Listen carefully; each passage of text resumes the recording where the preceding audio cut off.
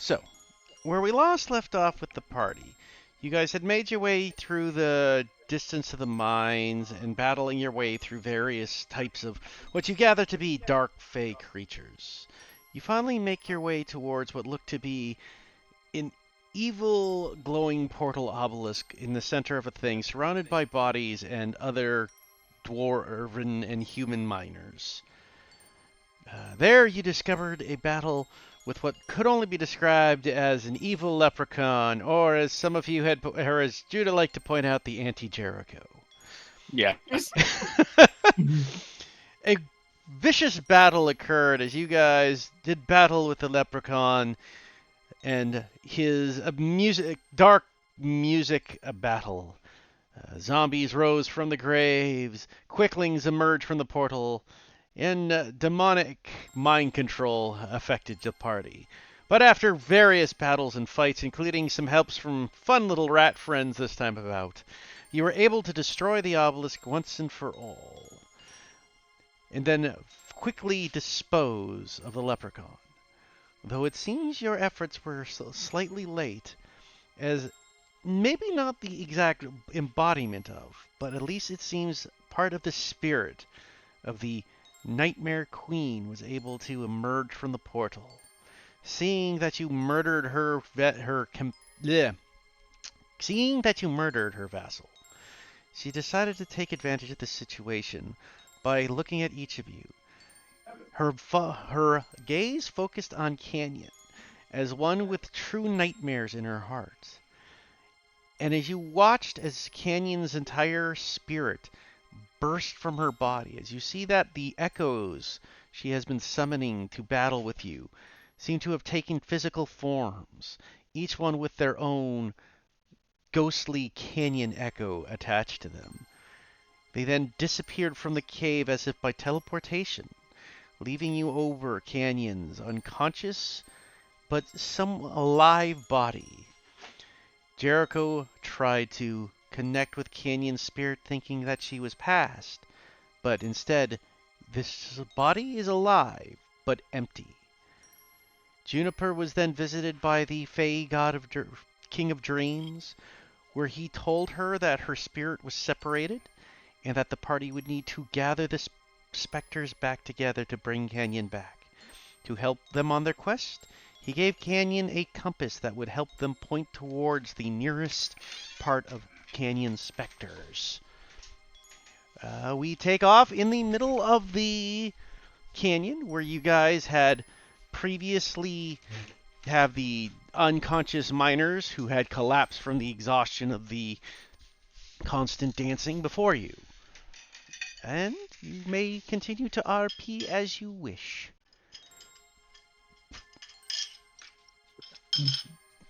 Everybody's gonna just like wipe some of the dirt and gravel that's gathered on his face after the fight, and he's kind of just like looking over the kind of battlefield, and he's gonna just like scan over everybody else, but seeing that they're kind of everybody's pretty damn hit bad, and he doesn't feel like he has any power left in his ability to heal people, so he's just gonna say, "I don't know if we're gonna. I'm too tapped out to really heal any of you, but I say we try to get these miners out of here at the very least and rest up for the night.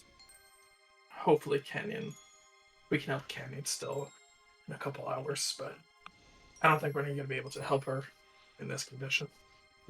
Did we decide to take a short rest yet?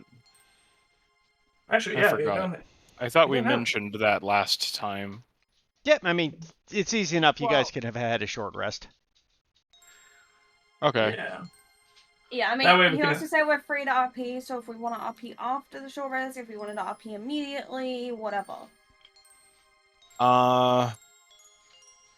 We can RP during your short Well. rest. Yeah, Yeah. like. True.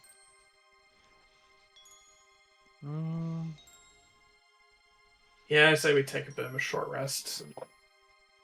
That or we can get these miners out of here and take a long rest for the nights, and because I think Well, it's probably gonna take a. We probably want to rest before we try and take the miners out.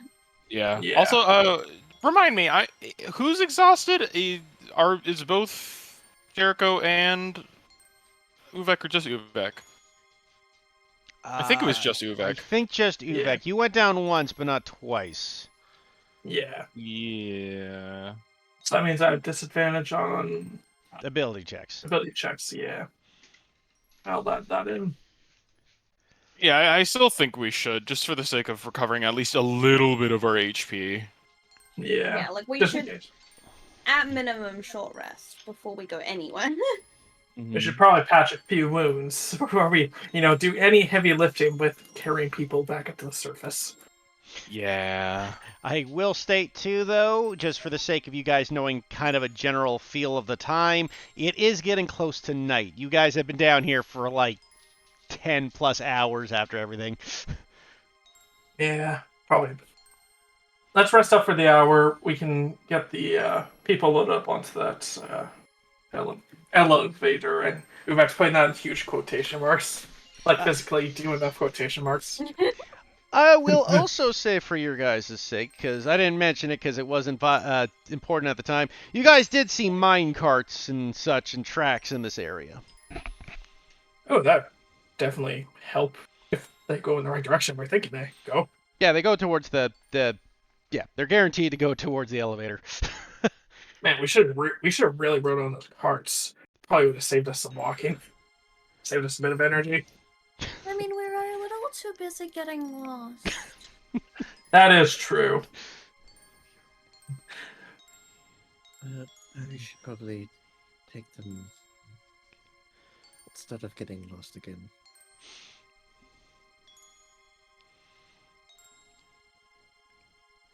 Well, if there's no more of the Fey magic, then theoretically we shouldn't get lost anymore. Here's open But I really don't remember the way we got here. Neither do I. So was maybe the- we're already lost. It was the south. He points downwards away from where we are resting. We still have the map, right? Yeah, So I'm gonna roll my fucking hit dice right now, because Same. your boy needs it. Haha. I'm also doing my Song of Rest thing. sounds Woo! good. So you can roll your D6 to add to everybody? Or is it D8? D8 at this level. D8, yes. Wait. Wait.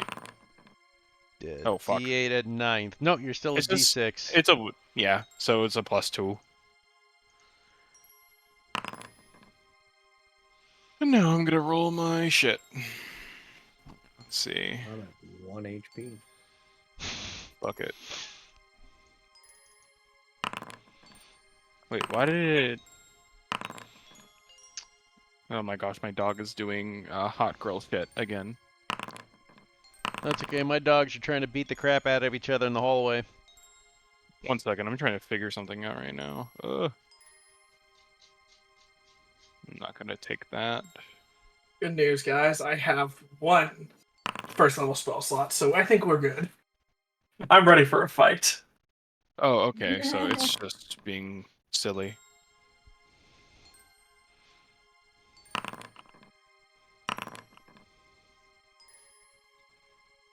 Yeah, fuck it.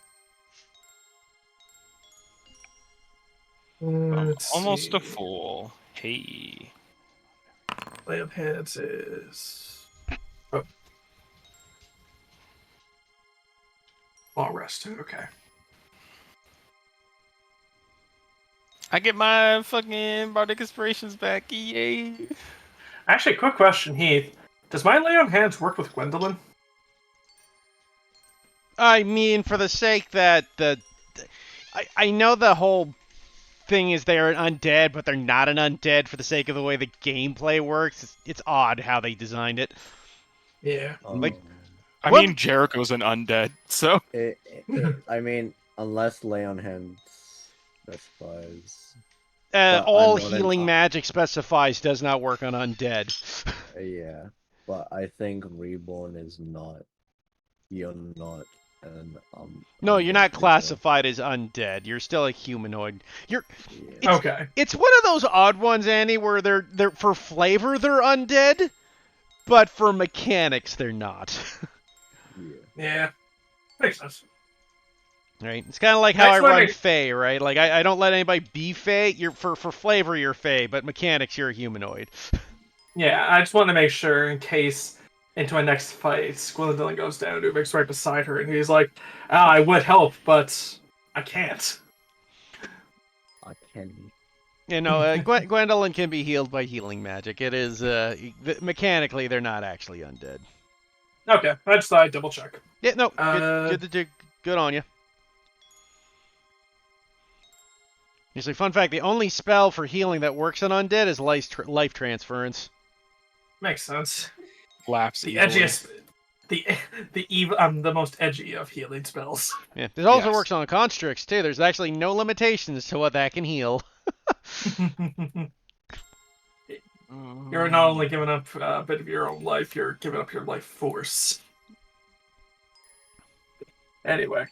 When you don't need a god to heal, come to life transference. I'm only up to half my HP. This is great. I'm not sad at all. I guess Zach, he'd probably be using his.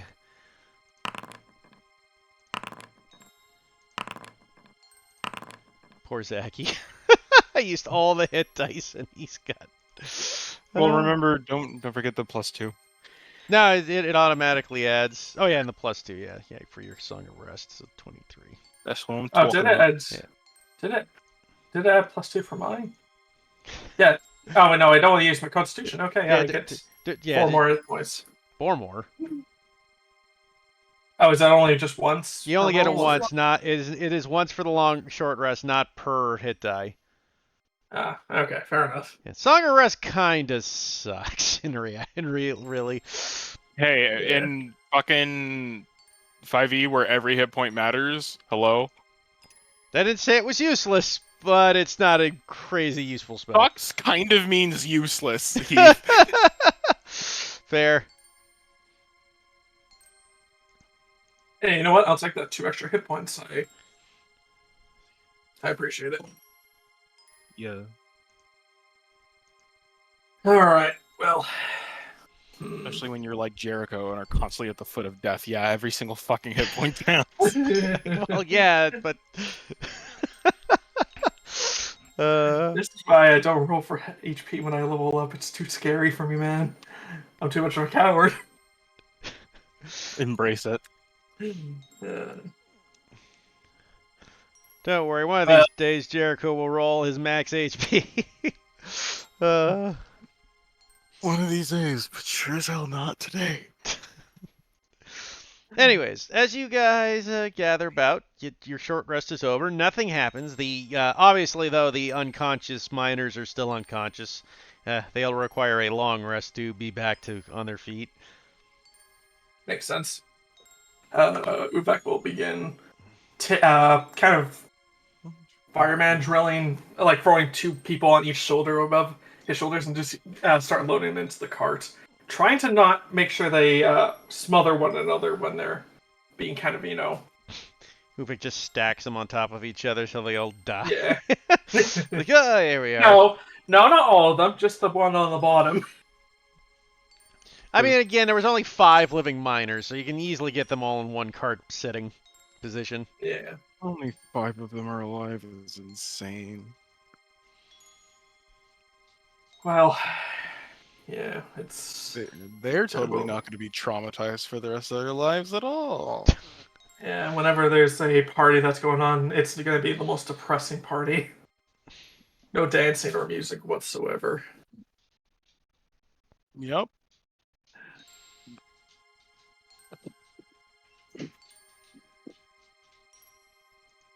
So, easily enough, you guys gather the party in Canyon. You guys get them into the cart and take them back towards the top of the mines. It takes a couple hours to make your way all the way back through the massive canyon and mine, pushing the cart with the miners in it.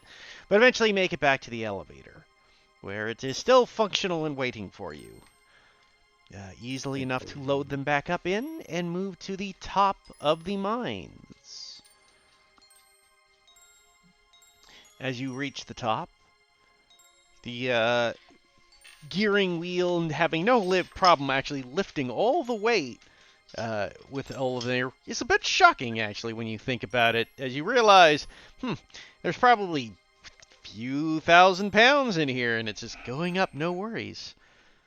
Some of you might be a little worried about that concept of that there's so much of you, but you eventually make it to the top of the mines. And when you reach out, you see the sun has begun to set as you emerge from the caves. And we're like, what, an hour or two away from the city, aren't we, still? Wasn't it? Yeah, you're about an hour away. Well, I guess one miner for each horse probably be the most effective way of splitting the weights.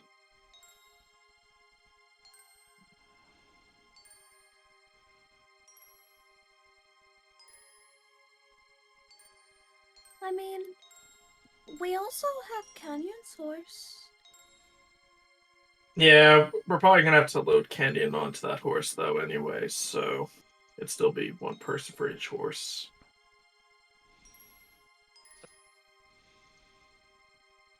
I can lead it if you guys want me to.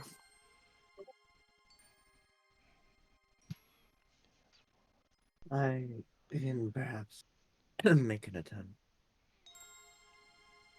All right.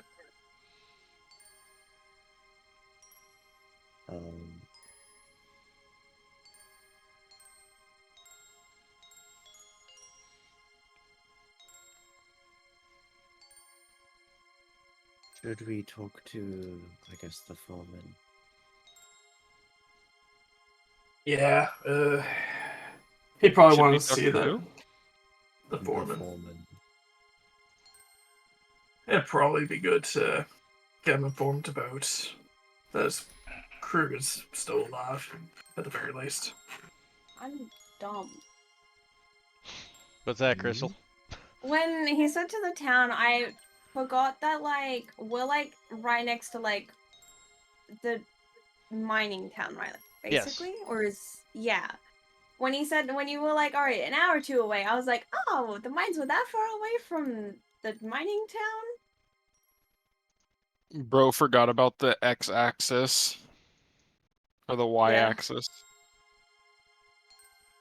It'd be like that. Okay, but seriously though, how freaking huge was that stupid mine? It went on forever. I'm really glad that Mama convinced me not to go and work in the mines and decided to take up forgery instead. Or blacksmithing. I don't know if it was about how big it was, more so that their magic was getting us lost. That's fair. I can't think. My brain's on like 2% capacity anyway. I don't even know what I just said, but you know what I mean. I'm running on on a quarter cup of coffee right now. Right.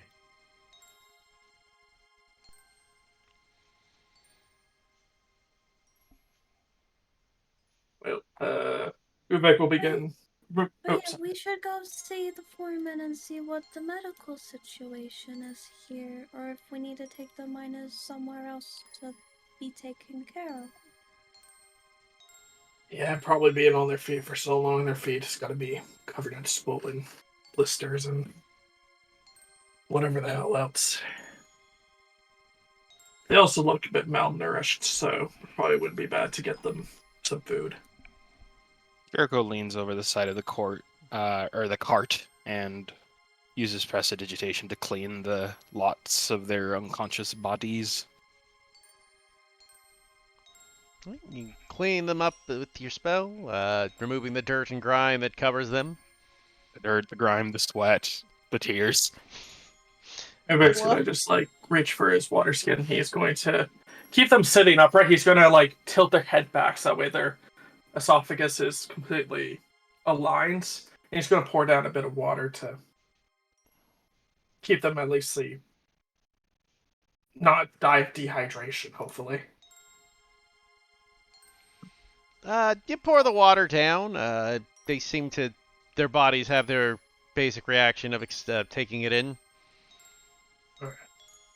But as you guys make your way back to town with the men on the horses, eventually you make it back where you head towards the main home. I will activate a different map now as we are back into the town. As you get back towards sorry. Once you make it back towards the foreman's place, Grom Copperbeard exits the area seeing you approach. Oh, you're back! How did things go down there?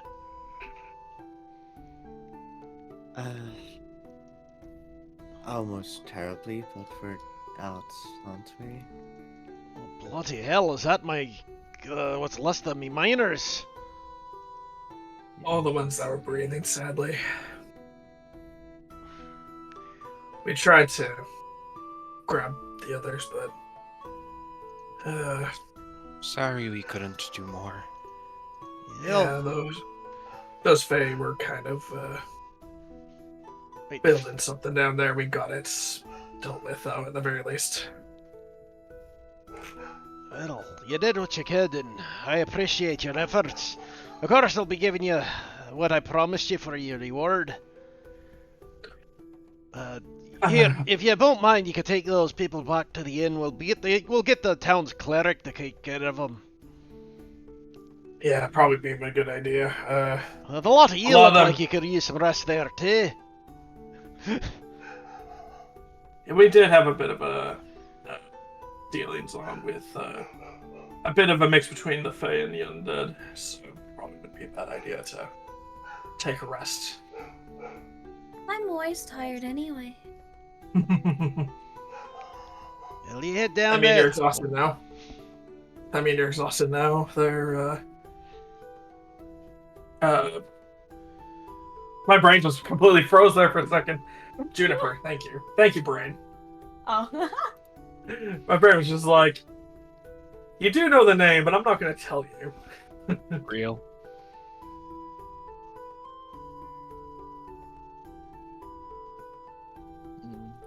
Okay, so you guys take them back towards the inn where you have the people taken up. The innkeeper once again helps you gather up the people and put them back into the inn where they have their long rest. As you guys gather yourselves together too, Grom will hand you each 200 gold coins. Do we also get the 200 for Canyon? Yeah, Canyon will get her 200. He doesn't see Canyon dead. He just assumes Canyon's unconscious. Yeah. You just put that on her sheet? I will do it for her, yes. Yeah, probably I could too.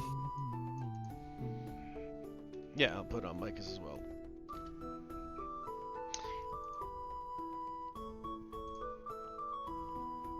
Okay. So, you guys receive your 200 gold apiece. Giving yourselves a hefty payday, and once again, the inn is free for you guys to rest in.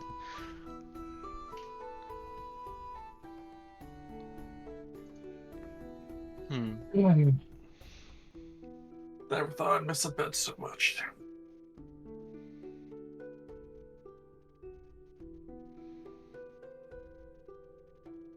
Jericho just kind of looks on at the inn, and kind of follows,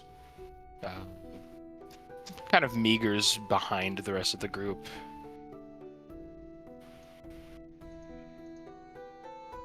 You alright, Jericho?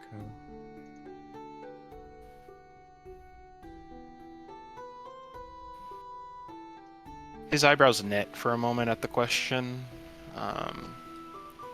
Almost like he's frustrated if his eyes weren't still a little reddish.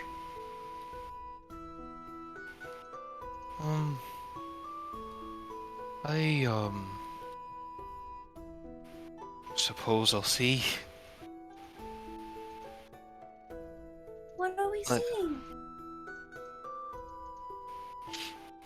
A little smile appears on his face, not betraying the sadness in his eyes as he looks over at Juniper. It's a figure of speech. I'm not seeing anything necessarily, just unsure if I'll be able to sleep tonight.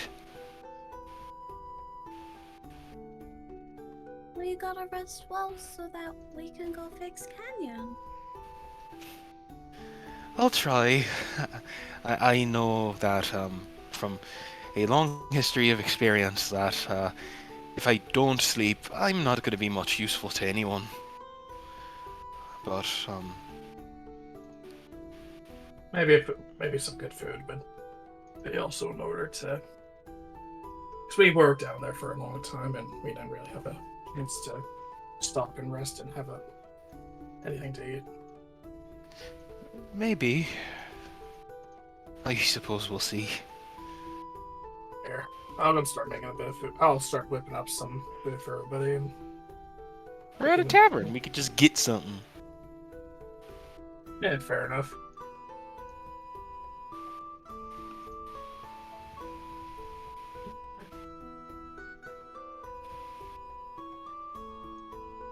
But yeah, Yeah, I take it you we guys. don't get the food. You guys go down there where the innkeep once again goes. You're all ready for food, are you? Wouldn't hurt right now. Oh, I'll put. What do you all want? Just whatever your stew you got, it'd be fine. I'm not particularly picky right now. Fair enough. Leftover stew. I'll be back in a minute. Oh, I'm sorry. I meant that for myself, but yeah. I didn't mean to order for you guys. You don't care either. You can have my share. Deeply appreciate it. Just kind of be just eating. Uvek's gonna just keep an eye on Jericho. Just kind of making sure that he's see what kind of state he's in between a few bites. Let me see something right here. Here we go. And, boop. Yeah. He kind of just pokes at the stew when it comes.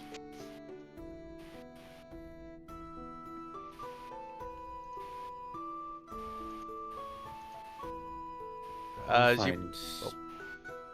We'll find her. We have that lunar compass thing, but we'll make sure to put her back together. She ain't gonna give up on us, and we're sure as hell ain't gonna give up on her. Do we even know where the first closest fragment is? Do we? Bill looks at the compass, points in whatever direction it's pointing in. Wait, somewhere. seems to be pointing north. Okay, what general areas are north from here? There are many areas. I mean, big world. As far as what's on the map as notable landmarks, there's the Enchanted Forest, Lakeland, Castle Unity, Daisy Town, Alendron, Big Rock, and Skykeep are all directly north of where you guys are right now. Oh, and the Red Forest. If she's a fae, and she's the one who split Canyon up, maybe she put a piece in the forest, because they like trees, right? That's a good place to start. I agree.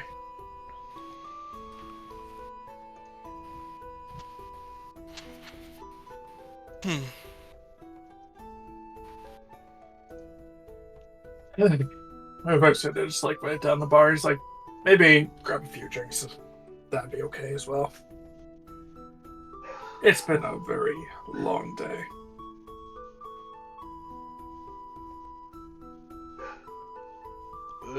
What do you want to drink? As he says that, though, I will say Grom will enter the tavern at that point. Oh, you're all here, good. Hey, Grom. Sorry, we're just getting a bit of butt tea before we're heading for sleep. Oh, great. They were about to order drinks, sir. Well, don't worry about that. And he is going to, you'll get him my specialty. On the house, of course, sir. Right, sir. And the bartender walks back and brings by this really fine bottle of crystal and pours you each a glass. Damn, that's some. No, super I don't offensive drink. bottle. If I drink, I sleep for like 3 days. Oh, fair enough, lass. I could take yours.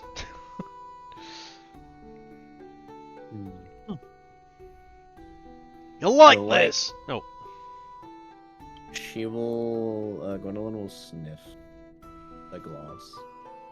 It has kind of a sweet aroma to it. It seems to be like a wine,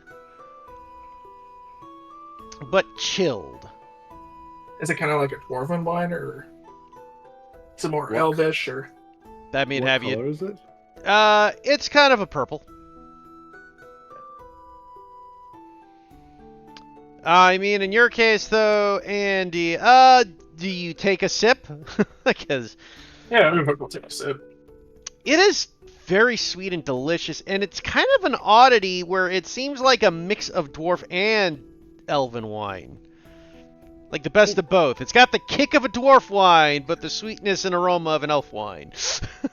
Has like a sweet. I'm like, have you ever had a spiced wine? That's what I'm kind of just like imagining, Yeah. like a sweet and spicy wine. Gwendolyn will taste those. Same taste, obviously, but if you like it, it has a very refined taste to it. Probably, if you're a wine drinker, probably one of the best wines you've had. She is You know, a no drinker of any liquid whatsoever. It's all the I don't same know. to me. I don't know how that comes across to her. Or if she even cares. That's up to you. Yeah. Rubik's eyes do pop a little bit when he takes a sip. He's like, ooh.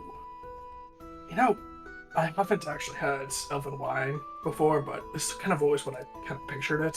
But it still has that dwarven sort of kick to it. I really like that. Is it a strong flavor? Yes, it would be a strong flavor. Okay. Considering Gwendolyn has spent a lot of her time not tasting like anything at all, her eyes would widen and she'd like pull her like chin back as if like trying to adjust to the strong taste, and then just slowly push it away.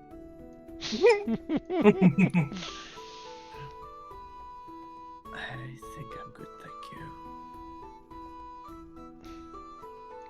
I'm assuming Mike is just sipping on it, swirling glass style like a cartoon villain. Yeah, probably. Like a mix between a cartoon villain and a wine connoisseurist. Yep.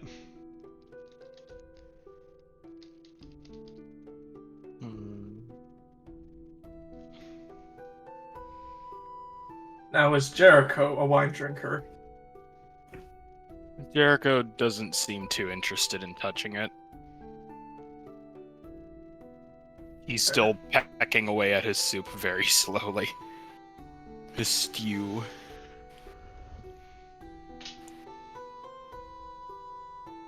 Oh, fair enough. We should probably get some rest after all this and set off tomorrow morning. Try and Yeah. find our friend. Alright. Hopefully tomorrow will serve a bit better than but Actually, that's your friend. As Grom looks over, is something wrong with your friend then? a bit of magic. Bit of magical mishap. Oh, and it's a nice thing I came to see. I wanted to give you a bit of a extra thing here to help you along your ways. It might help you across Unity. Hmm. And he reaches in and he pulls out what looks to be a seal. This here's my family crest. You show this to people, and they'll be able to give you more rooms and board for any area that we're related to.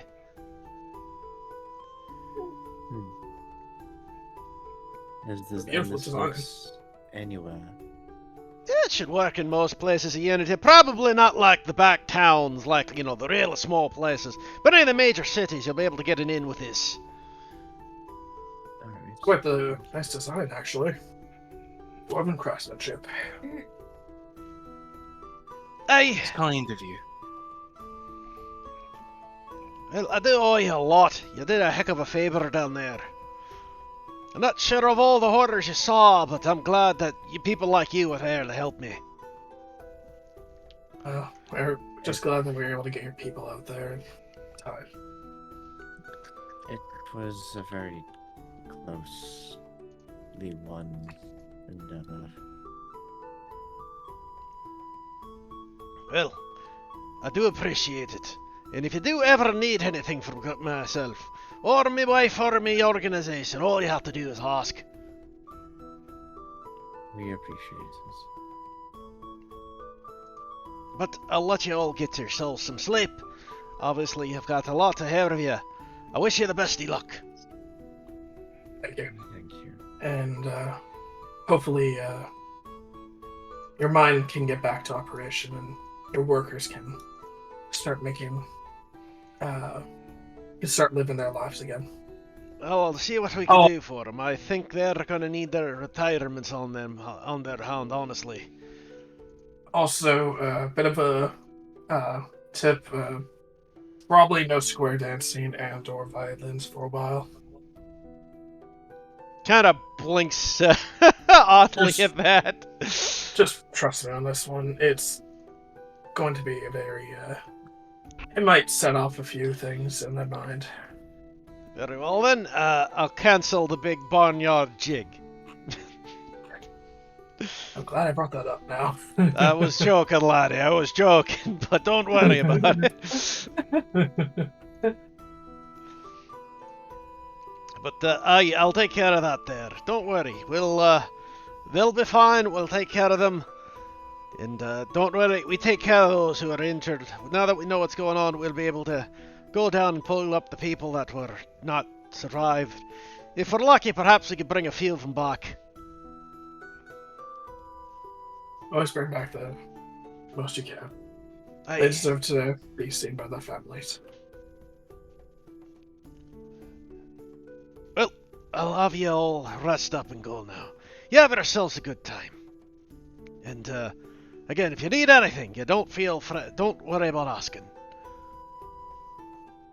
Thank you. And have a good night. He nods to you and he leaves the tavern.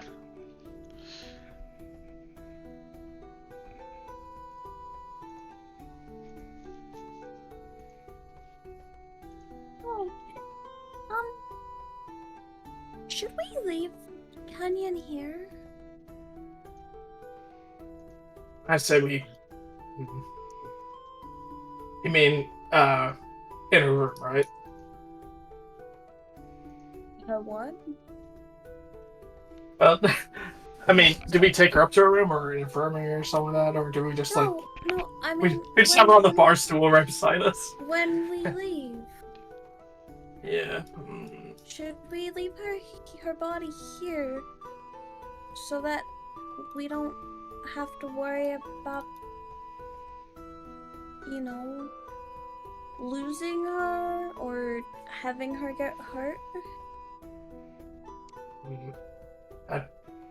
Part of me does say yes, but also part of me says that we're not really sure what's gonna happen when we find a piece, and if it goes back just automatically to her, if we gotta have the body nearby.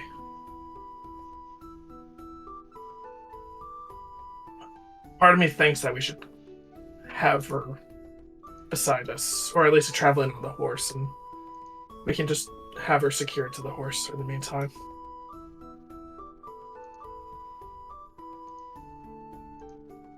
In before Well, we that's just lose me. Canyon's body. I understand why we might want to keep on to her, but we also run the risk of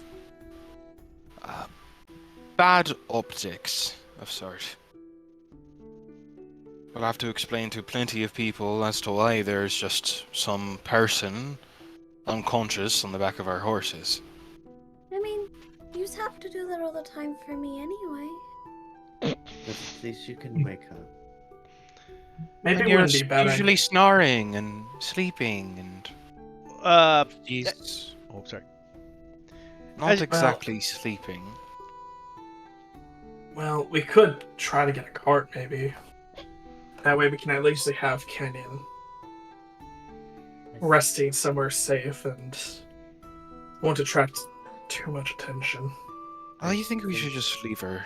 I believe we should also leave her here. Well, what if we do need her for when we go take the pieces? Maybe we should see the first one, and then if we don't need her there, then we can always find a place to leave her after the first one. Heath, is it right if we quickly switch over to the overworld map? Of course. Well, let's see what is near the forest. Maybe if there is a inn or something nearby the forest, we can rest her there. That was very random of Nikki. What would they say? Nothing. They just. What the hell? Okay.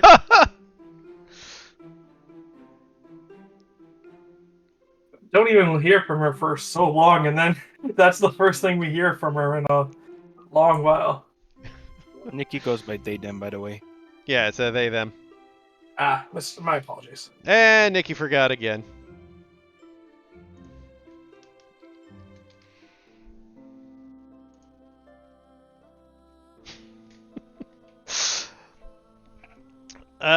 Anyways, yes.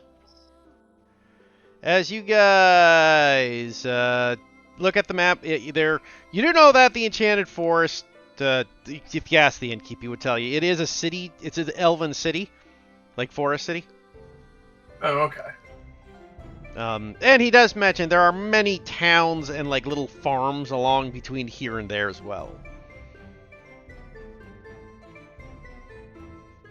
See, also the reason why I think we should carry her with us is the fact that she's not going to wake up in the city by herself.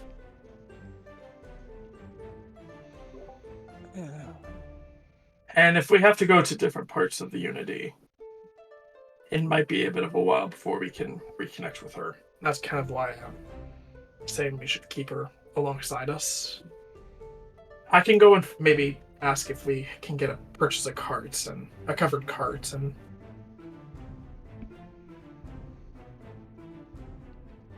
I don't know.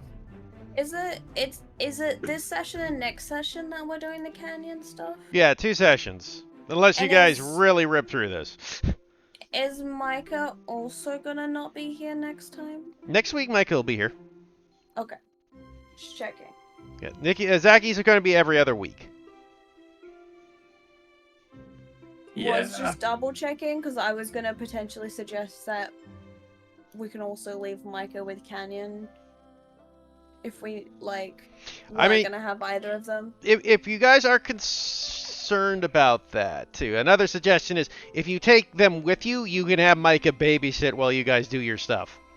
Yeah. Yeah, that's kind of what I was kind of thinking of those two options, and I think just for the fact when Lion does get back, it might be just more prudent just to have her there, and Micah can He's just a like watch over the non-conscious cart as person. well. Yeah, Micah could be kind of the guardian of the cart while we're out exploring, trying to find pieces. And you are told that yes, you can easily get a cart for free from the place. In fact, you can get an actual full carriage if you'd like it. That was pretty nice, and carry any supplies we had.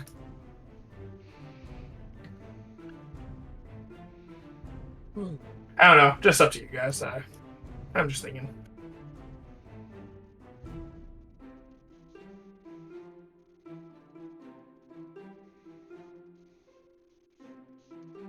I think we should. I mean, either's fine.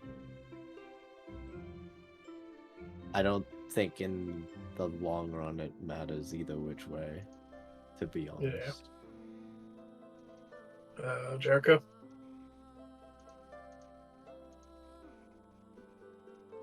I think then we can take her with us. I didn't want her to be left behind anyway. I was afraid.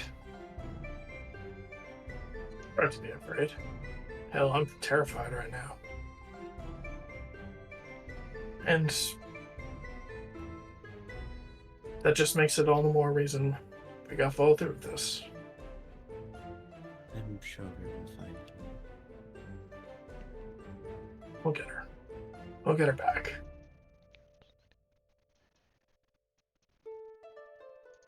Try and get some rest.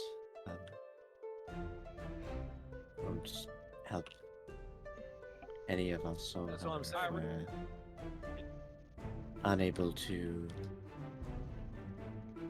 be well enough rested to help her. Yeah.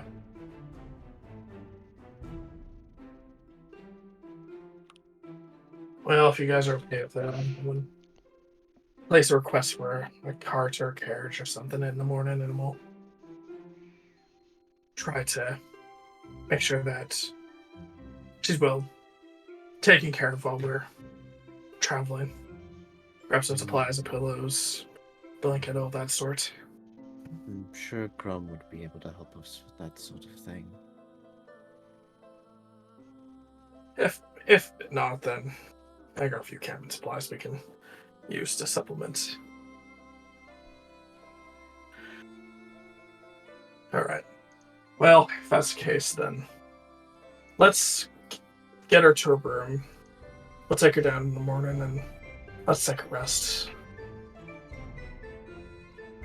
Indeed.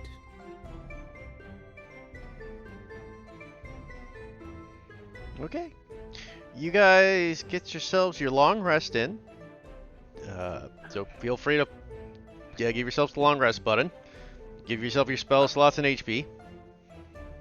Before the night goes, before Ubek goes to bed, he is going to stop by Jericho's door and just kind of go check on him. Just, make sure he's okay. Okay. Jericho, as you are in your room, you hear a knock on your door.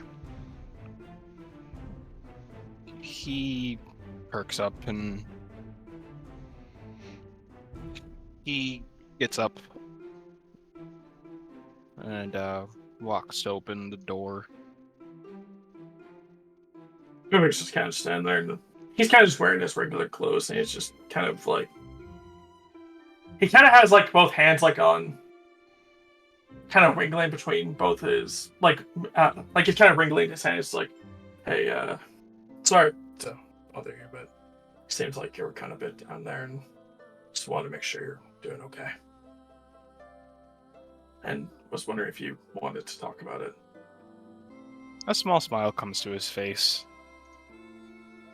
You never bother me. I Just want to make sure something wasn't, though. So, want to make sure you're okay. It's something, if there's something you need to talk about, it's just didn't really eat much. And, yeah. His mouth kind of puckers into a bit of a smile as it kind of moves to the corner of his face and then returns back to neutral as he is clearly thinking a lot, but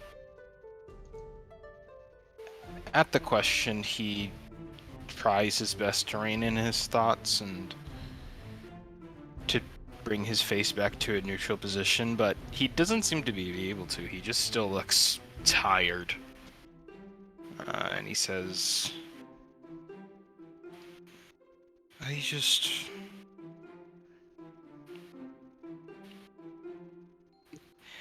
I know that he's not gone, but it felt so familiar.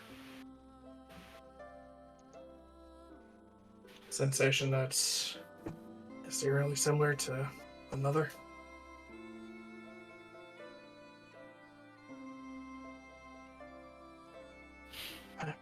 I get it.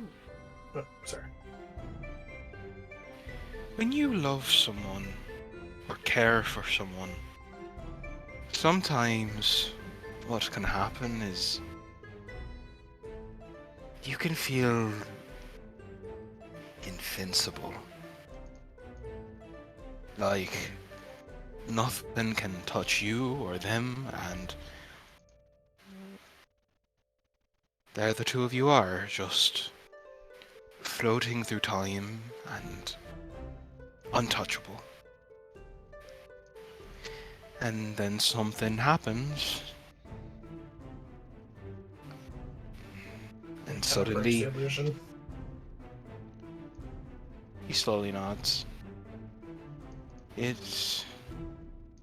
I can't say, we've only been traveling with one another for only so long. Canyon even less so, but she is my friend. She's our friend, and I suppose I'm never quite going to get used to that feeling of almost losing a friend, even if they're a new one. He kind of moves the palm of his hand to wipe out his eye. Uber kind of just looks up and down the hall, and he's kind of just pondering for a moment. Says he's just puts a arm around Jericho and gives him a big hug, and he just says, "I know the feeling. It's all too well, actually." And Uvek kind of just silent, he kind of just gives a small nudge at Jericho because of the incidents before when he had to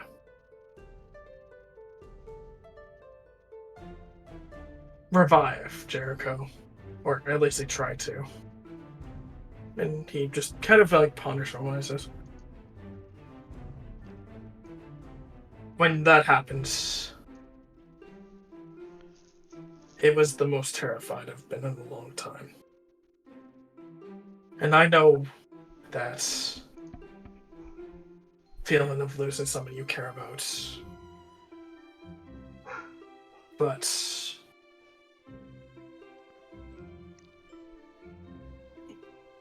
we have the opportunity to fix it, and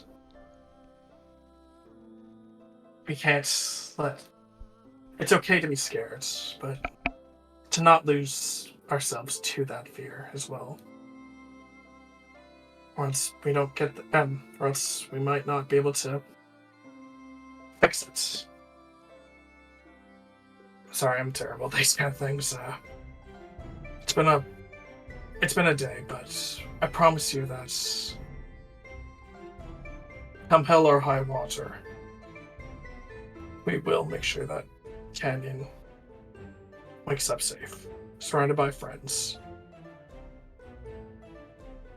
And I'll be right there with you when we do that. Alright?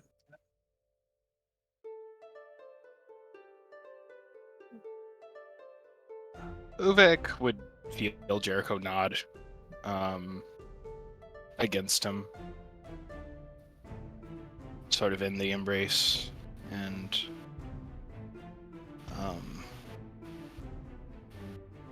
I guess to better paint a picture, when you had found Jericho, he, most notably, his hair is down, to a point where it just barely almost graces his shoulders. And the wavier, thicker texture of his hair kind of leaves almost the tiniest bit of a mane, I guess you could say. But more notably, he's not wearing his cloak. It's folded neatly onto his bed, and he's not even wearing his leather armor underneath that either. Beneath it all is just a rather plain tan sort of shirt or tunic. The only other thing that he's got on his person is the ring necklace, of which that when you had noticed him, or when he opened the door for you and you saw him, he was holding it.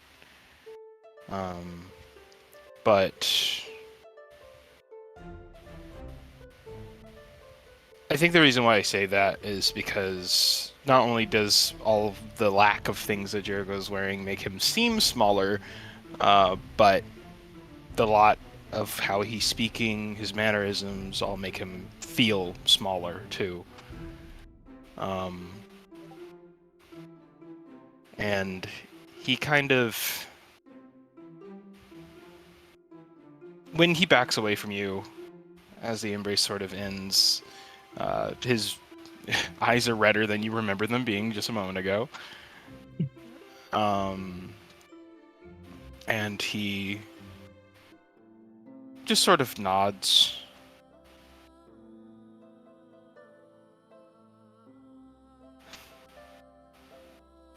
I know. And thanks, anyhow. You want some company for the nihilist? Probably better to not think about it as much as when you're alone.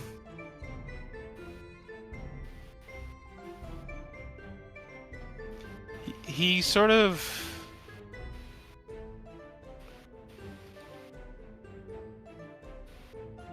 The question hangs in the air for a bit, as he doesn't particularly emote as much as his eyes widen slightly in thought.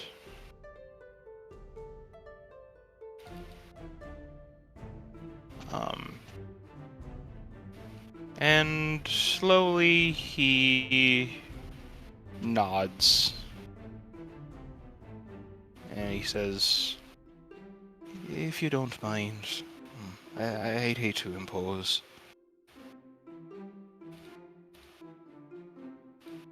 Well, I'm actually kind of the one that's imposing, so... A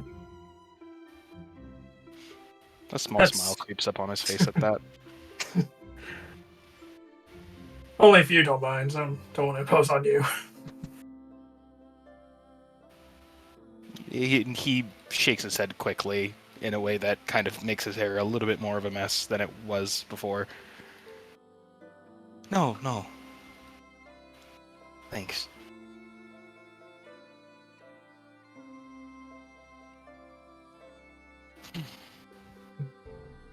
And Uvik will walk in, and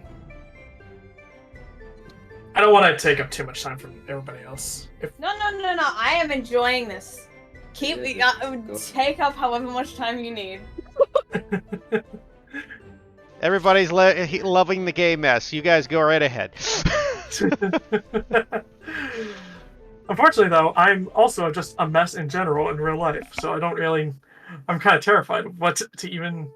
Me too. I mean, all was good. I don't think nothing spicy or whatever is gonna happen per se. Look, I'll cut you guys it off it before we seems get to like- triple X, okay? Hey. It sounds like, from what it sounds like, the most that's all gonna happen is a little cuddle sesh and then some sleeps. Yeah. A bit of light spooning. Yeah. Roll to see who's mean- the big spoon. Actually, Uvik in his armor is not, like, even though he stands tall, he's actually a lot more. Like, he's not as bulky when he's not wearing his splint armor. He's actually a lot. Actually, he's still pretty big, but, like, not as big. Let me pull up the Unity height chart right quick. We have to see this. We have to He's- get notes and comparisons. He's still got 4.5 inches on it on Jericho, but yeah, no, I imagine that he's not. He's not a square. He's more of a triangle, an upside down triangle, if that makes any sense. He's The not pyramid? a brick house, but he's. He doesn't have the shit brick house look. Right. But definitely. Definitely a lumberjack kind of build, I would assume. Yeah. In the mighty British Columbia.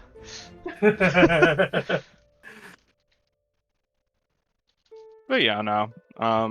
If anything, I guess in a mild sort of summary, it kind of, how do I put it?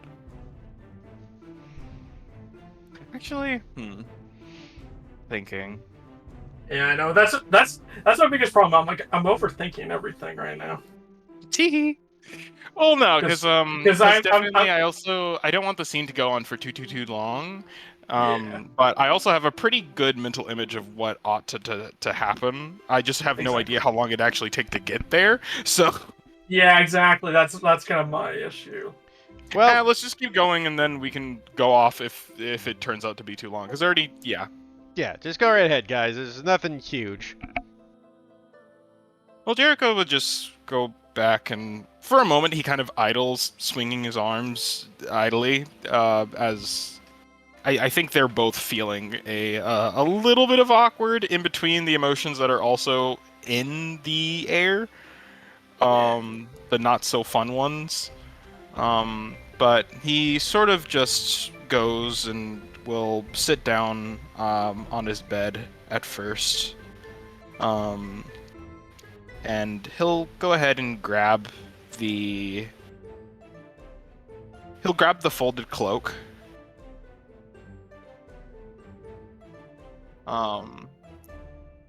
And he sort of actually brings it up to. He grabs it, but not like a blanket. He almost hugs it, sort of, kind of like a plushie. Yeah.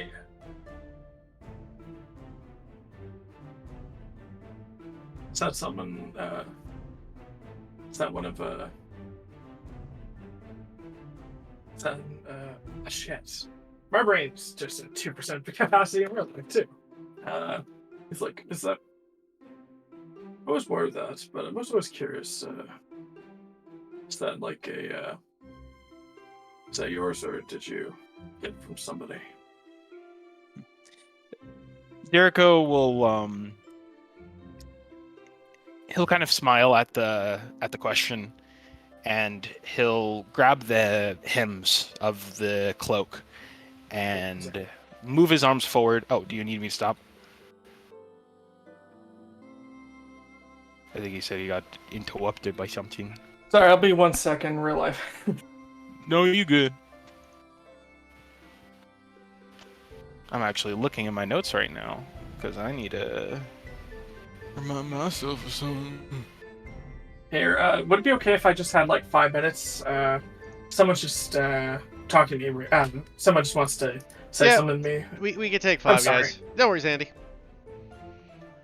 All right, I'll be right back. Love your aggressive approval of the scene, Crystal. Everybody wants to listen in. I also find it funny that Jericho will officially get laid before Andrew. Hey, no one said anything about laying, okay? Also, Jericho I is not ready for that, nor is he in the mood. Jericho's also had more time. I know. Yeah, but he's also not trying. Correct. Yeah, no, because that's the best part. Every single character I've had that hasn't tried to get laid has gotten so close. And yet, in my other game that you're not in, Crystal, No, my it's okay, character... I know the situation. Oh, Storm, you've been telling on me. Yeah. Tragic. Yeah, It's because funny fucking memes. Amara has already beaten and crossed the finish line sooner than Andrew could have. Rough out in these streets and in the sheets. It was definitely a comical moment, to say the least. He's such a boy fail. I love Andrew so much. I do too. He's a fun character. I can't wait until he becomes something relatively sufferable, not insufferable. Also, my dog is cuddling with me now. Okay, hello, child. Puppy. It could be a while before most of our characters become sufferable. Oh, yeah. A lot of personal and interpersonal growth needs to happen. Indeed. So far, I've been really enjoying the connection that, well, right now, I think there's two main factions of connections that are currently happening. Is that between Andrew and Amara and Roderick and Gant, funnily enough. Artificial. It's just Gant is so... He's not inherently humble, but you get what I mean. Like he's such a humble individual that doesn't really care nor desire to stand out much. That kind of just lets Roderick go off on his bullshit uninhibited. And in fact, Gant sometimes will even encourage him. So like there's a sort of immediate trade that is kind of happening there. Whereas with Andrew and Amara, they both of them have big egos, but in a way that doesn't inherently strip the other's wire, It's the two mean girls that are friends. Well, don't get me wrong, because I think to an extent, especially for Amara, they both kind of care about being attractive, seductive, whatever.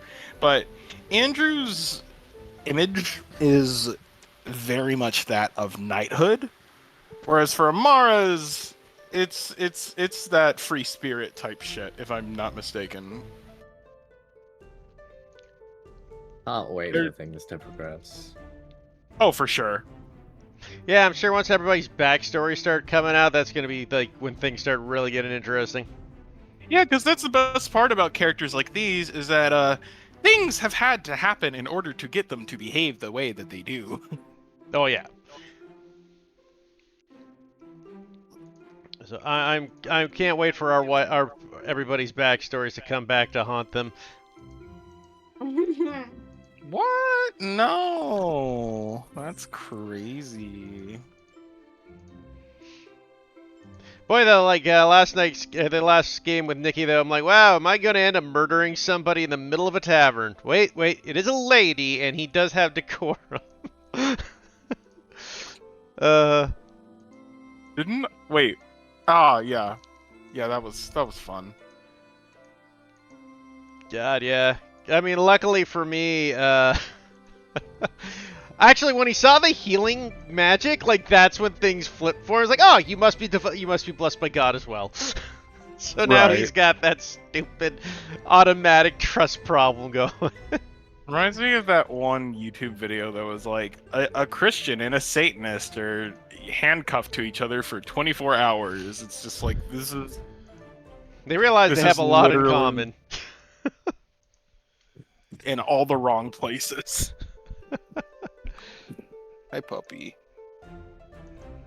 She probably needs me to take care of her. I need to probably let her out, go pee pee. Gotta go pee pee. Go for it, Judah. Yep, and she skitters off of me. Alright, I'll be right back. Gotta admit, I was half expecting Andy to pop on right then.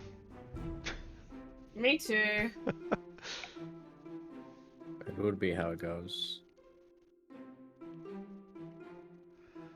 Oh boy, I am tired today. Me too. Yeah, but you're always tired, Storm. True.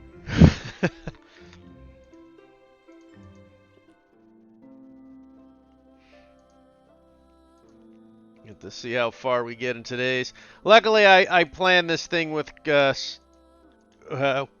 with Canyon's character that next week, regardless what you guys do today, it'll be done next week.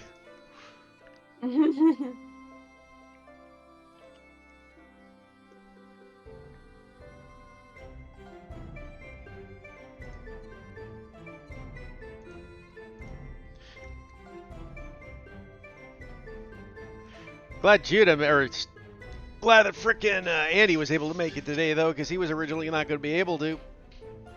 Were you just gonna run it with 3? I had to, man. Like, again, I have to...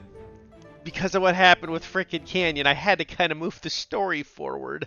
Had I known Andy was going to miss before then, I probably would have just said cancel the game That's and just then run Canyon will frickin'... come- Huh? And then run what? Candle. Yeah, Candela Obscura. With 3 people? No, like next week. Oh, next week. Okay. Like, this week would have been a pass, and the next week I would have done Candela Obscura. Okay.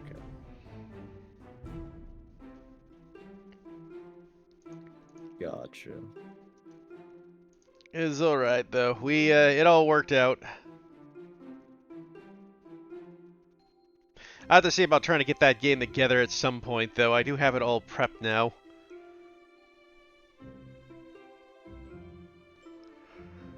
Maybe I'll try running it on a different day, see if I can get 5 people together.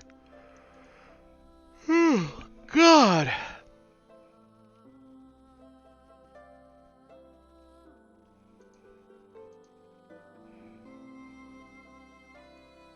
Sorry about that. That's The okay. family just came back from the barbecue, so they wanted to say hi. No, fair enough, man. And Judah had to go let the dog out anyway, so he's a minute. That's fair.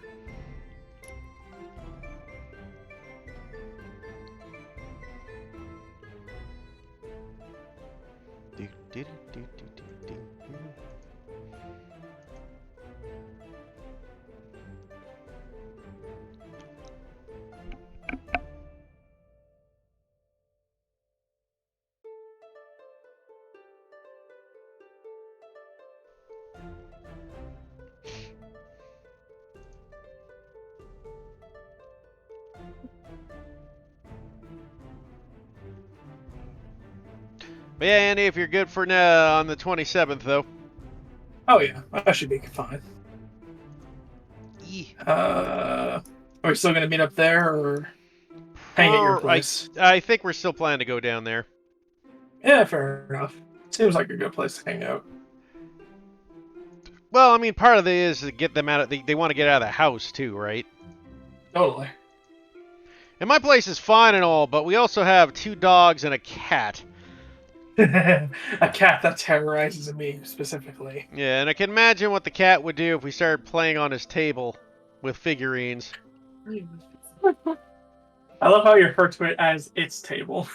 It's the cat's table, nobody else's. I mean, the cat literally has his food dish there. I noticed. At first I thought it was like the dogs, like for guests to just like give them a few bites or something like that. But then I realized, oh no, it's probably for the cat because the cat was last time I've was returned. jumping on the table. Welcome back. Okay. Hello. Well, we can continue now. Yeah. Jericho was answering the question that Uvek had about the origins of his cloak. Yeah. And Jericho unfurls it, moves his hands about in that motion that brings it out of its folded state. And you get to see the fabric and its little tassels and whatnot, that it's actually very, when you really look at it closely, you get to see how worn it is. It is, without a doubt, an old garb. In fact, there are certain areas that you see, especially alongside the back and whatnot, closer towards the lower parts of it, that have been ripped and replaced by square patches to mend them. And Yeah, a bit of a history. Yeah. yeah, and Jericho just says, This was actually my dad's." Oh shit! It's probably the first time you've mentioned your dad in a while. Well, he sort of I don't really have many reasons to talk about him. He wasn't around for very long. He passed away Oh, when I was about 4, I think. oh. So sorry to hear. It's all right. It was my mom who, of course, took it the worst. She knew him. I really didn't. A lot of what I have from him are just objects. So, this cloak,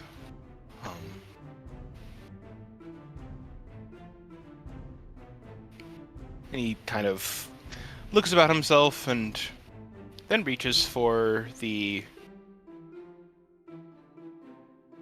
loot, which, as you realize, is also kind of a bit of an ornate old wood. The loot? Was your dad a bard like you? He was the best. And he kind of lights up at that.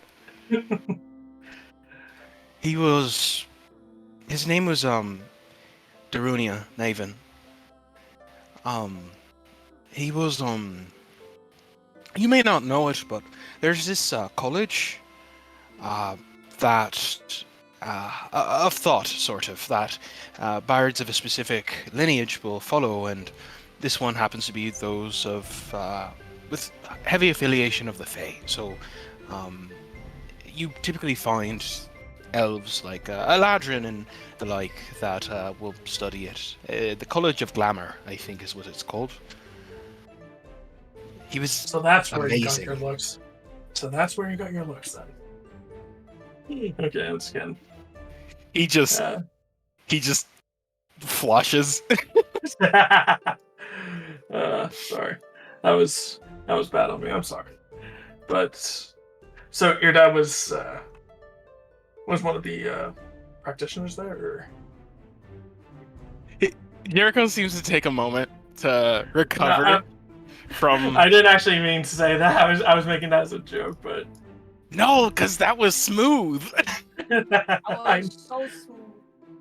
I know, but I have no confidence in real life, guys. That's why. Well, Well, let Uvek have that. Yeah, fine. Fair enough. Yeah, Jericho just takes a moment, lets out a little breath, and he'll just say, sort of, I actually do look a great deal like him. The only things that he really didn't have, his eyes, they were actually sort of not form. One of them was green, the other was purple.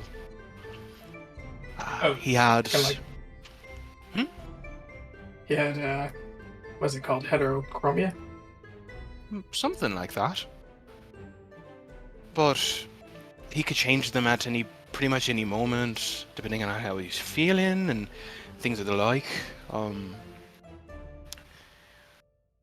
This crazy and long hair, somehow wild and untamed, but beautiful all at the same. I think it was more blonde, though. He was just amazing. Could charm and convince and make people fall in love with just a few verses, and all it took was my mother. Her name is Heather. He just... So the thing about my father is he doesn't actually really... He never really liked magic. Or, sorry, music. It was something that he was sort of forced upon. He was good at it, but he didn't care for it, not much at all. It was my mother that helped him discover that love. Sort of an unlocked potential. Right. She loved stories. She loved singing. She loved everything about the craft. Since I've been growing up, she's told me all sorts of stories about all sorts of wacky things. Of course, a lot of them happen to be real, but that was more so my fault than anything. Hey, well, now look on the bright side. You actually have stories of your own to collect and pass on to those that hear your stories, your experiences. It's not unfortunate that you ran. It's not unfortunate that you ran into them. It's experience that others can learn from. Right. I mean, that's often where a lot of my knowledge came from. I mean, I still ended up going to school, but a lot of what she had taught me through stories are things that I carry with me to this day. Some of them which maybe I shouldn't. There's actually a story behind it. She was telling me about the Feywilds, and she briefed upon the... Have you ever heard of a Displacer Beast? But have I ever heard of a Displacer Beast teeth? Roll me an Arcana check. Nope. No,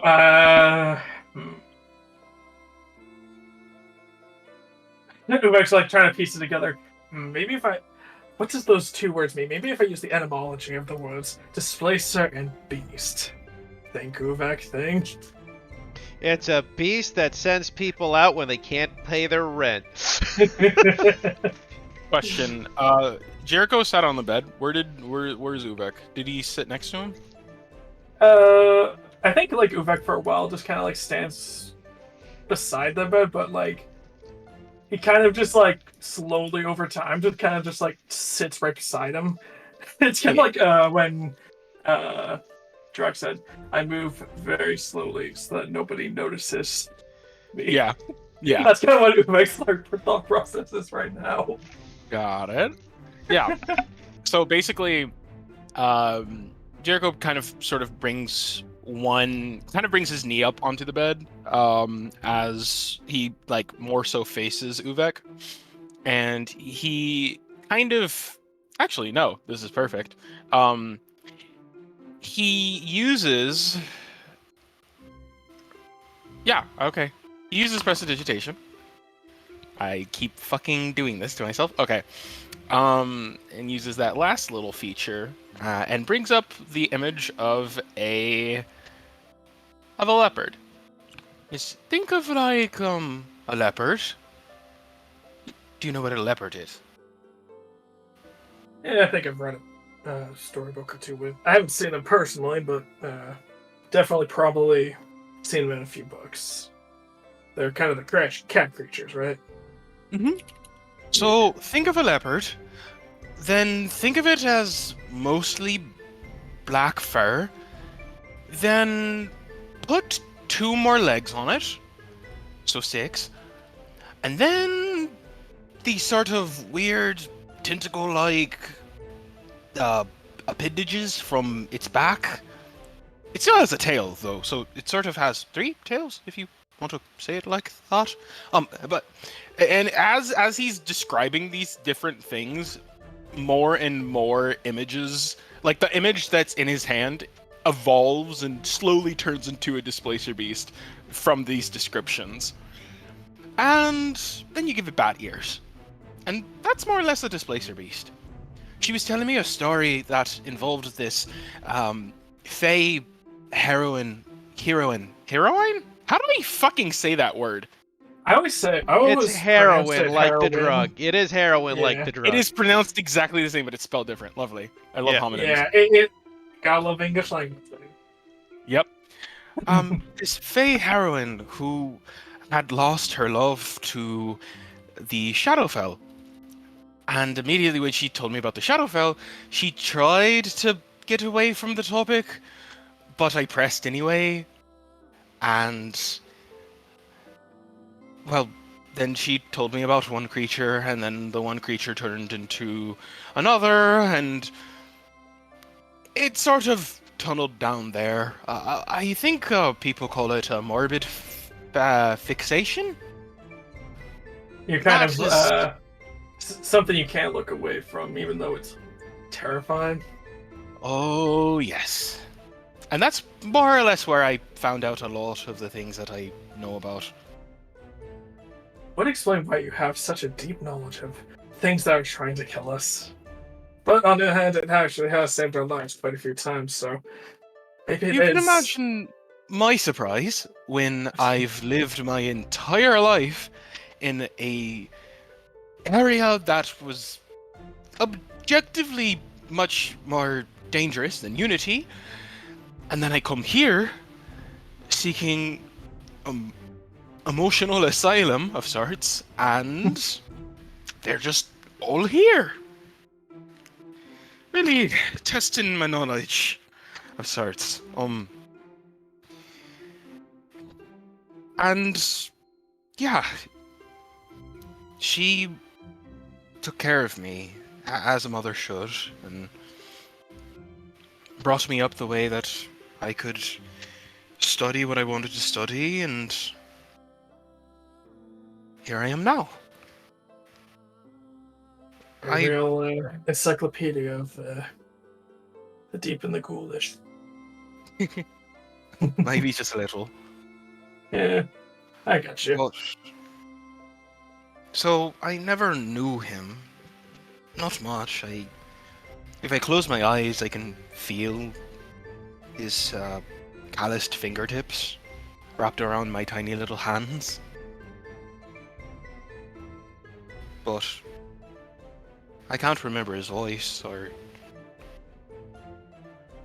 really how he looked, other than how my mom described him.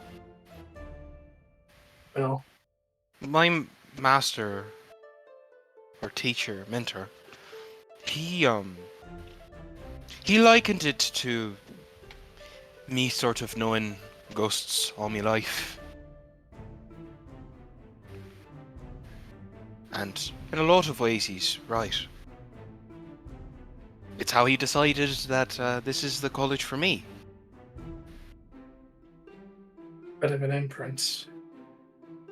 Ones that shape us how we are. Maybe if we don't really know the imprint as much, still important. It's kind of like a linchpin for a piece of armor or a weapon. It keeps everything pulled together, and it's a small piece, but a very important. Right.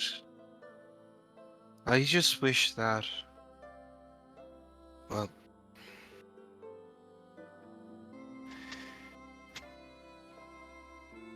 and the light that had kind of filled his expression slowly dulls until, similarly to when you saw him when he opened the door, he's frowning again.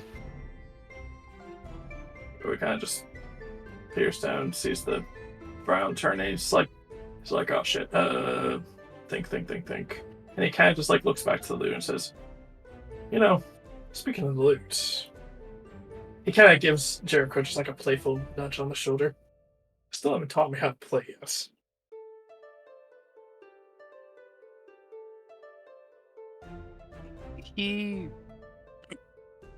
The summer look in his eyes remains, but at seeing your attempt to cheer him up, he smiles anyways, despite his eyes telling a different story, and he just says, well, would you like to start now? I'd love to. All right, here, and he'll grab it from where it had been resting at kind of the foot of his bed that he was already sitting close to anyhow, and he hands you his loot. And Uvek will just like sorry. No, go ahead.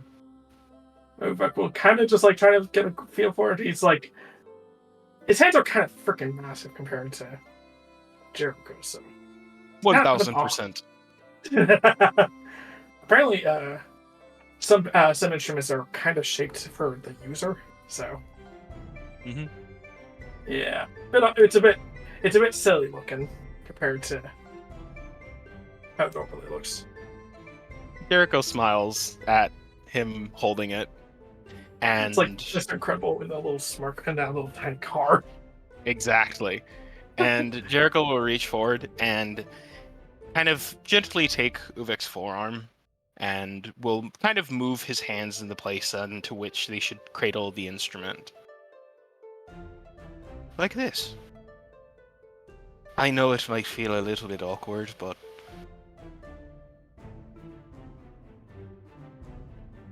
this is how you're told it. Alright, and Uvek will begin. I think the lute's the one with the strings. I'm thinking of the pipe. I'm thinking of the flutes right now, but it's kind of like almost like a medieval guitar-ish kind of instrument, isn't it? Probably closer to a banjo. Whoa, we lost Judah.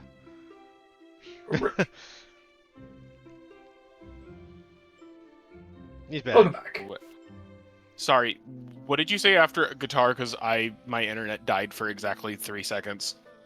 I was kind of just wondering if the lute is like kind of like the medieval style guitar instruments. I I'm thinking- confirmed that. for I some just reason- didn't know if. I couldn't remember if it was the flutes or not, and I was like, no, the flute's the like instrument. Yeah. And Uvek will begin to strum a bit of the strings just to kind of get a grasp on it.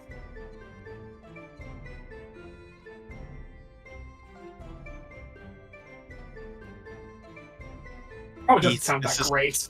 Heath, this is the part where you ask for a performance check from him. Feel free to roll a performance, Judy. I mean, You're the narrator, I know. motherfucker. Average sounding. It's a little above average, actually. It's a decent roll.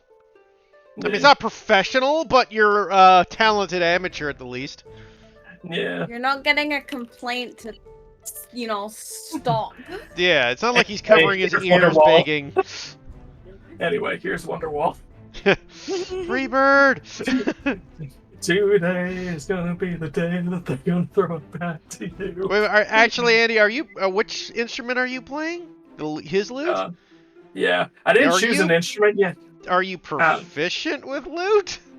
I do get one for instrument. I didn't get to choose. I didn't choose which instrument it was until Jericho decided which instrument he wanted to teach Uvek. I kind of just put violin down just like a placeholder. Fair. Yeah, you're fine then. I mean, Alright, technically I'll- you're fine. You just want to add your proficiency, but to performance, you're not proficient with performance anyway, so it doesn't matter. Yeah. And I guess for like a little while, Uvek's gonna just like kind of just slowly but timidly learn how to play the lute with Jericho, and eventually he's kind of just like after a while, like even like Uvek's kind of more calloused hands, it's like be like a bit sore from the stringed instruments. As someone that played like both the guitar and the bass for a while, I can confirm that after like a couple hours, it just hurts.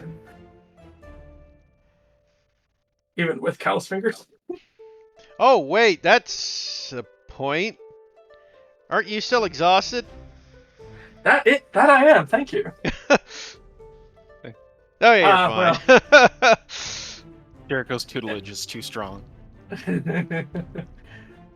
One day I will be decent at this, but not to, one of these days I'll be able to open a show, but not today. Today I'll be amateur. Today I'll be amateurish. That's fine. Jericho Never thinks get it sounded lovely. He was Uh. thoroughly enchanted throughout the movements. In particular, of course, the contrast between his large hands and the generally smaller instrument, at least on his body. Giggity. No. Yeah. Yes. The contrast of man. Fucking Glenn Quagmire. But yeah, he watches Uvek as he continues to play, and kind of as he does so, I mean, it's not like it's a tune or a song that he's playing. It's really just him getting more and more familiar with how to strum the instrument to begin with, but Yeah. even to the sometimes discordant noises and plucks of the instrument, Jericho finds himself growing more tired, and kind of where, like, if you can imagine the bed itself, and Uvek, I'm imagining, is kind of sitting more or less in the center of it, whereas Jericho was sitting more over to the right. He kind of snakes around to the other side of the bed and actually lays down on it as he continues watching Uvek playing it. I feel like Uvek would eventually kind of just also do the same, but still continue to play. More of a lazy playing position. Yeah. And eventually he'll just kind of stop and just put the instrument down. Because it is kind of getting a bit late for two of them, and he doesn't want to like wake anybody up that's in like different rooms. And that's when he'd figure out that Jericho is actually already knocked out. Fair. Uvek will just set the instrument down gently, and he'll take the cloak out of Jericho's hands, and he's going to kind of like put over top of him. And he debates on whether to just stay, but he's like, you know what? Probably the best not to just wake him up right now. And he'll just remain there. And you know what? He'll just rest for the night alongside Jericho. Okay. With that, unless Storm and Crystal, you had something you guys wanted to do. No, it's okay. I'll let you actually run the session. Yeah, sorry about that. Keith. No worries, guys. It's the game, guys. There's nothing wrong. You don't have to ever apologize for RPing. Sorry for playing the game. Yeah, exactly. Fair enough. Yeah. As I said, man, this is really filler arc just because, again, I had to think of something while Lion was missing. Anyways, you guys wake up the next morning. Yeah, I'm gonna have some fun with this. I want everybody to roll me a con save. Oh boy.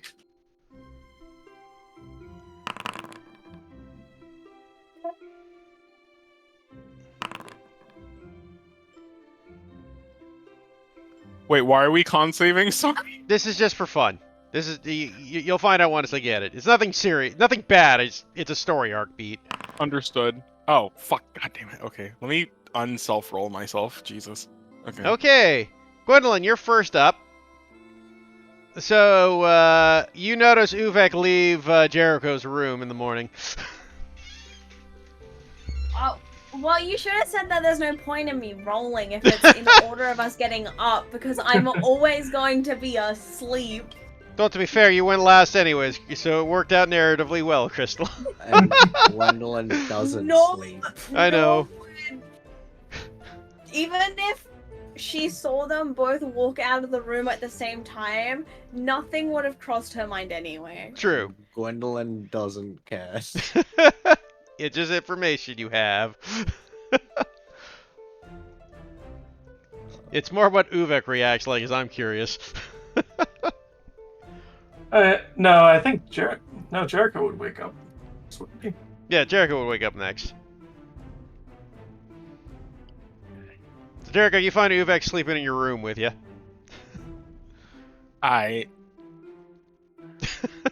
Let's see. Hold on, I had a thing. Where the fuck is it? Just cast Misty Step and gets out of there. No. Oh, Sam. It's like Jericho wakes up, and as per trope, he's just like still kind of hazy. His eyes are still somewhat closed. He just understands that he's comfortable, and like I like to think that his consciousness coming in is with little bits and pieces. Mostly, he's slowly beginning to realize that his pillow is moving. That's when he realizes. He's like, wait, why is my head going up and down? Exactly. Amazing. Uvek's like dead sleep still. He is exhausted. He is. No. He got the shit kicked out of him yesterday, and he's just comfortable like this. In general, for reference. Yeah. And it's just as he realized that, he at first, the tiniest tinge of red comes to his cheeks, but then as he kind of quickly realizes, quick question, does Uvek snore? That is a good question. Do I want to make Uvek snore? And I mean, do I you want to could do do a high- and on top of that, do I want to make a thaumaturgy to make it 3 times louder? I mean, if you want to, Andy, you could just roll to see if he snores. 1, he snores. 2, he doesn't. Yeah, I know. I just wanted to make that joke. He does not snore. He is a very quiet boy. Well, either way, as Jericho wakes up and sees Uvek so peacefully sleeping, he just watches him for a little bit, and then his eyes slowly begin to flutter back closed. And he gonna sleep some fucking more. Okay. Well, as you guys get up in the morning, finally all awake and out and ready to leave, you gather your supplies.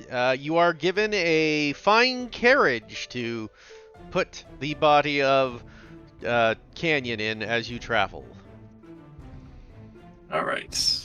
So when we do that, Uvek's gonna just like make sure to put like a nice blanket, a pillow under her head, just to make sure that it's like if we go over a bump or something, she has a nice soft something so that her head's not gonna just crack against the it's a carriage, so it's like soft velvet cushions. You gather actually what looks like is Grom gave you his personal like carriage. Oh shit. Christ. So it's like velvet in lining. It's got like freaking like very draped goldish like curtains you can close. Fair enough. I guess in that case, maybe I'm going to say that maybe Micah should be the one to drive the carts. have their horse attach and Canyon's horse to attach, and then the four of us can kind of act as kind of like basically be a bit more mobile on Yeah. our horses. Easily done. Juniper's Oh. got in that carriage. She's never waking up. Small detail, but Jericho would have used his feature again this day, and he's swapping out life transference. Everybody clap. And he is going to instead, since I think we did we discuss whether or not he would be able to learn cantrips with Spirit Session? What is the description on it again? I think it Here, I'll was post said it. you can because it's a spell. One spell of your choice from any class. Usually not, I would guess. Usually, the spelling must be equal to the number of creatures conducted there, 2 or less. No, it's totally fine how you want to rule it. I specifically thought of 2 different options. Yeah, I'm gonna say no, just because generally speaking, when the book says spell, it doesn't mean cantrips. Okay. Like usually when it reads, it'll say cantrip as a separate thing. Usually people would pick a cantrip. Yeah. Yeah, unless you're like Jericho and desperately needed source of damage. Oh, I mean, yeah, I'll allow whatever. This is Yeah, Unity. This is I a think light that's game. exactly what happened. Was Judah said, "Oh, I want a source of damage," and then you were like, "Sure, go for it. That's fine." And I'm yeah. pretty sure this is exactly what happened last time. Yeah, exactly. Right. know- Like if it's just I'm not against it. I was just debating on whether official Here- rules. I think I wouldn't, but again, Unity, I'm pretty lax with the rules, so go for it. When Yeah, Judah is okay. like when Jericho's trying to determine what spell he wants to pick up, Juniper and Uvek is like here, and we both teach him how to cast Eldritch Blast. That Starry Burst. Oh, if only, but no evocation from me. I will instead go for one of my old favorite spells of the past. Remind me again, who has Chill Touch? I think Gwen does, right? Yes, she does. Does anyone have Toll the Dead? Don't think so. Don't think so. Not me. Fuck yeah, because that's what I was going for. Maybe you may have Toll of the Dead. You can play it with a little Hell yeah. triangle, so it like fits your bard's theme. Oh, I have better Um, ideas than that. I was just. I know. Speaking of swapping out spells, I will swap out Detect Poison and Disease, and I will replace it with Find Steed. 1 second. I also accidentally imported 6th level spell Tasha's Otherworldly Guys. Let me Remove that one. yeah. Let me cast that real quick. What does it actually do? Hold on, now I'm gonna read it. I think this is the one that makes you like super powerful. Like it's like it turns you into a melee monster. You'll have something of a different one. I'm gonna fucking read it. Why not? Since it's here, I'm gonna post it here.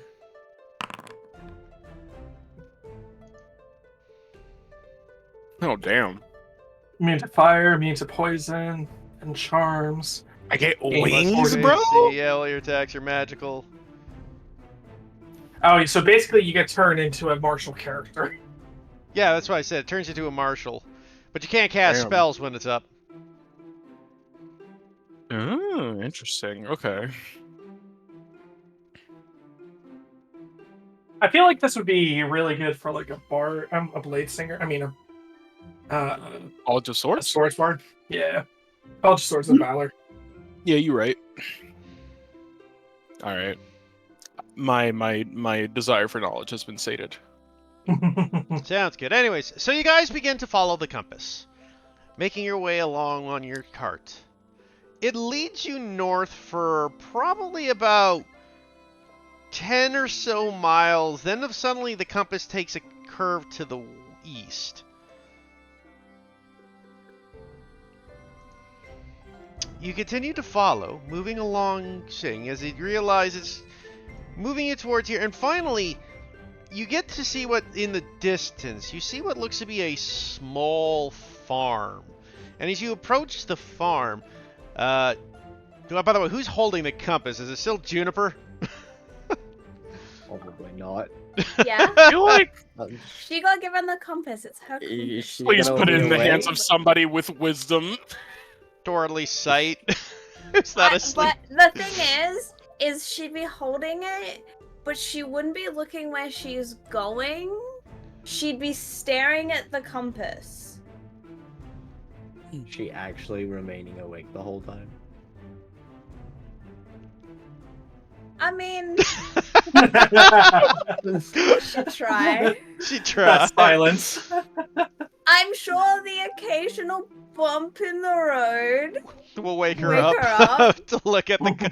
It's like you guys actually kept traveling north for like an extra mile before you hit a bump. It's like, oh, we're supposed to go right to the west, east now.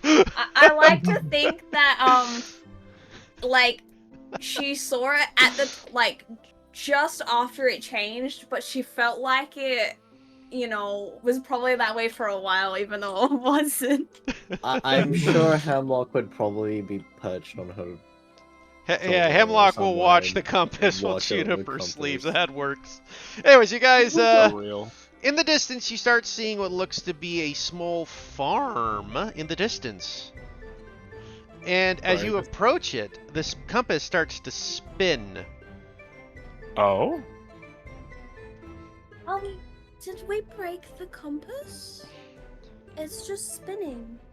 Perhaps this is where we need to be. Juniper looks up for the first time, has literally just been staring at the compass. It looks around and is like, where the hell are we? I like Kinda to look on her think. face. Where did we get to the farm? I like to think that Hemlock was literally just sitting on Juniper's head the entire time, and like every time she nodded off, he would just peck her. I mean, ironically, with Juniper's new skill while she's sleeping, she can literally look through any of your eyes. This is true. Just looks through Hemlock's eyes at the compass. It's loud, yeah. Maladaptive daydreaming, but good. Can Uvek use his divine sense to see if he senses like a spirit or a fragment of Canyon's spirit or something? I mean, you can attempt to, yeah. Features divine sense. Not within 60 feet. Well, we're definitely close, but don't sense a specific direction. But you do still see that small farm right in front of you. Yeah. I guess probably over there. Does it look abandoned or is it still in No, operation? it's an operational farm. You can hear the bleating of sheep. Micah, Canyon's not having any reaction, is she? Michael looks over and goes, no, it doesn't look like it's anything. Okay, well, I guess we'll go see what's happening. So, as you guys move forward and approach the farm, we'll give Judah a minute to get back on.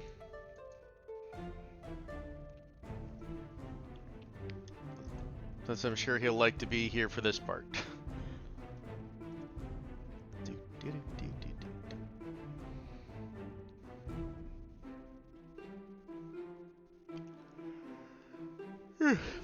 Guys, one other nice thing about your ability, Crystal, is even when you're sleeping, you can now know where you are.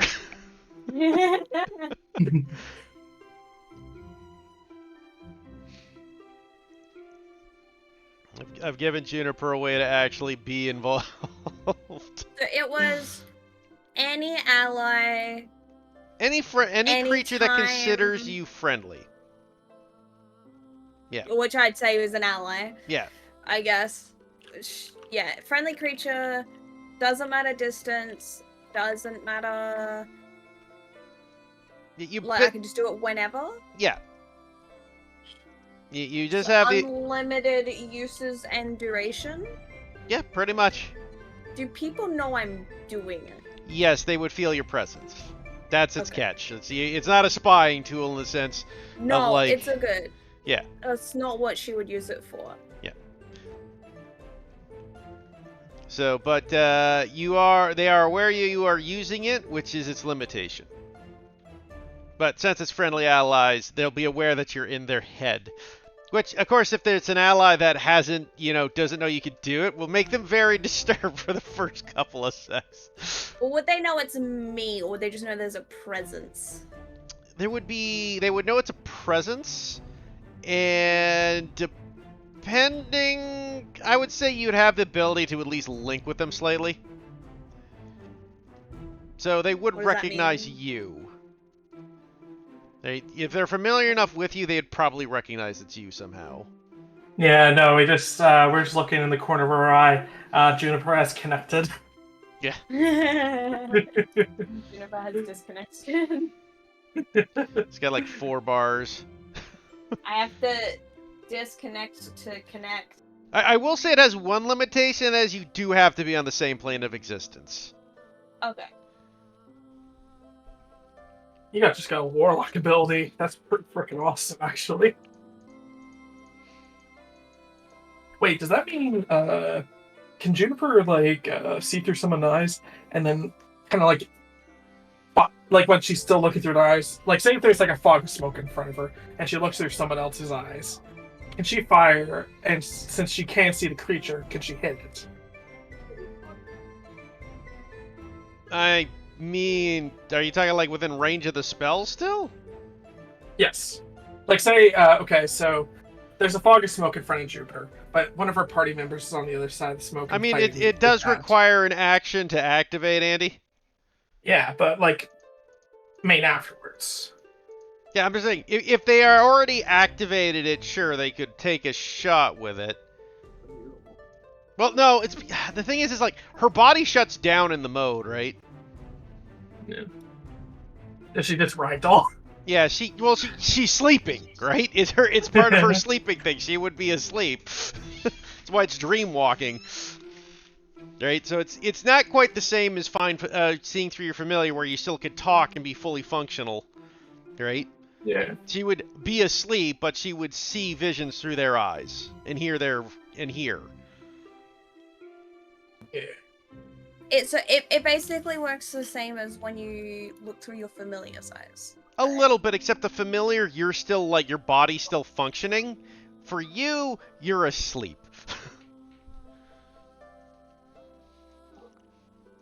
Alright, so you would, your body, you would have to spend an action to wake up again. Alright? Yeah. Yeah, so it's similar, but not exactly like it. It's probably closer to how scrying works. Because when you're scrying, you're not allowed to be moving and talking and fighting. So all we gotta do is just cast maybe invisibility on Hemlock, and then she can just see through Hemlock's eyes, and we just got CCTV basically, or a drone. Gwendolyn already can. It's Exactly, Gwendolyn's so. familiar.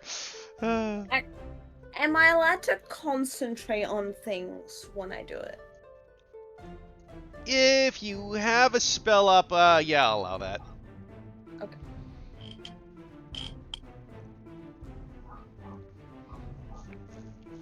Yeah, I say it wouldn't break concentration. Juniper's used to concentrating while sleeping.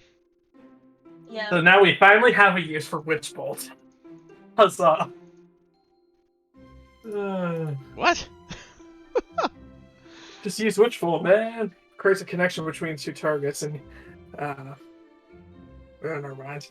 Actually, now that I think about it, it's still terrible. Yeah, I'm very confused how this helps Witch Bolt. Yeah, me too. Can't see the target, but you can still maintain concentration on the spell and fire it off, but it's still terrible damage anyway, so it doesn't really matter. You still gotta be within 30 feet of the target, though, Andy. Wait, does that mean she can see through darkness now? Is Juniper Look, Juniper's... Huh? Juniper's a half-elf. half elf? I Okay, have never dark mind. You vision. have dark vision. Yeah. Like I say, Fair. it's kind of drone-ish, and where it's going to be useful, like, okay, so for just to give you an example where it would be very useful, is if you have to send Maya ahead to scout, or Yeah. Micah, and then, you know, if Micah gets in the shit, Juniper can let you know. Yeah, and if we're like if we need to know where a certain NPC is, Exactly, you can track down then NPC. I can be like, oh, I'll just have a quick look. Oh, it looks like they're at the church, so I guess we're going to the church. You know? Yeah.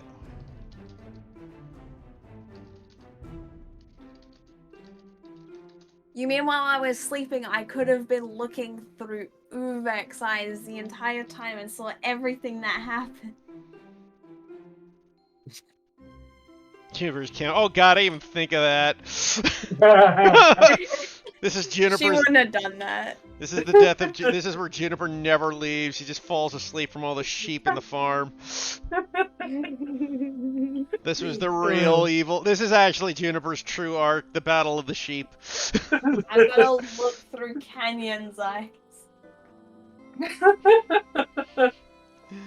I'm looking through my own.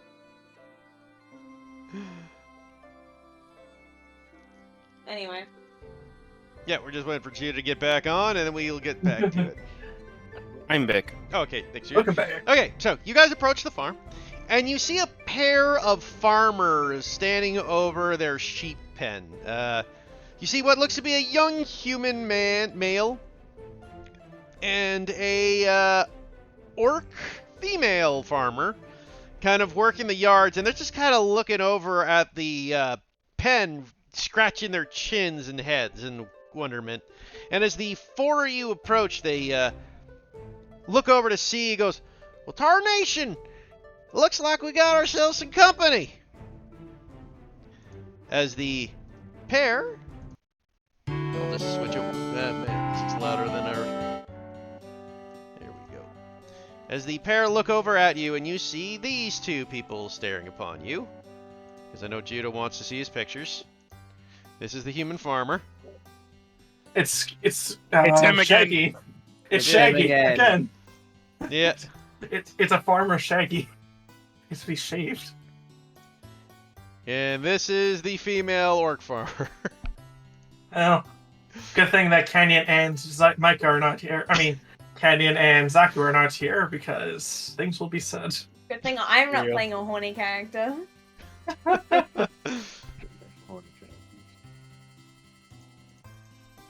gonna have to turn down the volume just a little bit for myself. Oh, yeah, of course. Here, you know what? Let's be fair here.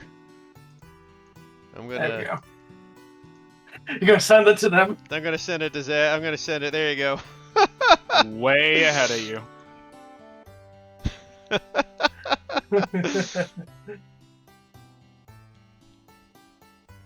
Are they carrying the chickens on top of them as well?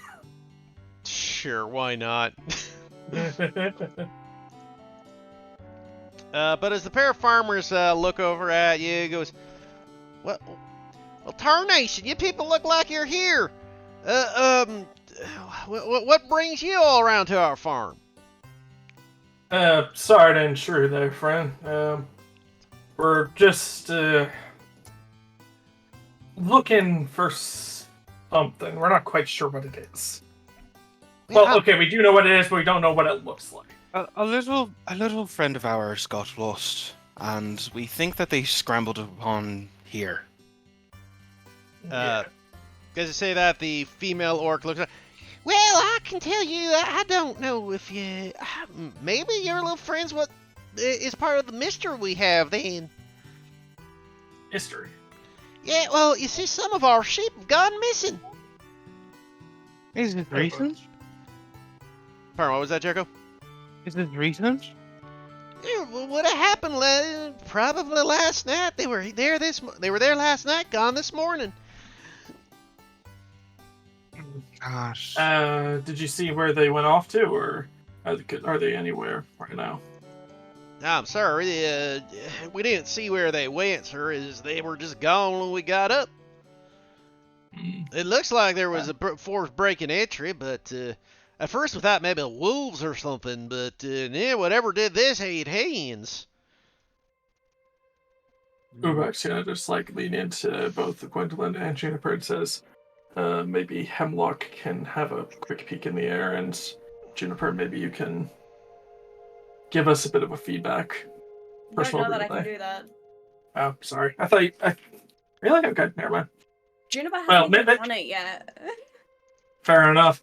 Then either way, Uvek will just turn to Gwendolyn and say, well, maybe Hemlock can give us a bit of a lay of the land, see if he sees any of the sheep recently. He's already on it. Sounds good. I'll take a look around to see if I can find their tracks or something. Okay, roll me a survival check.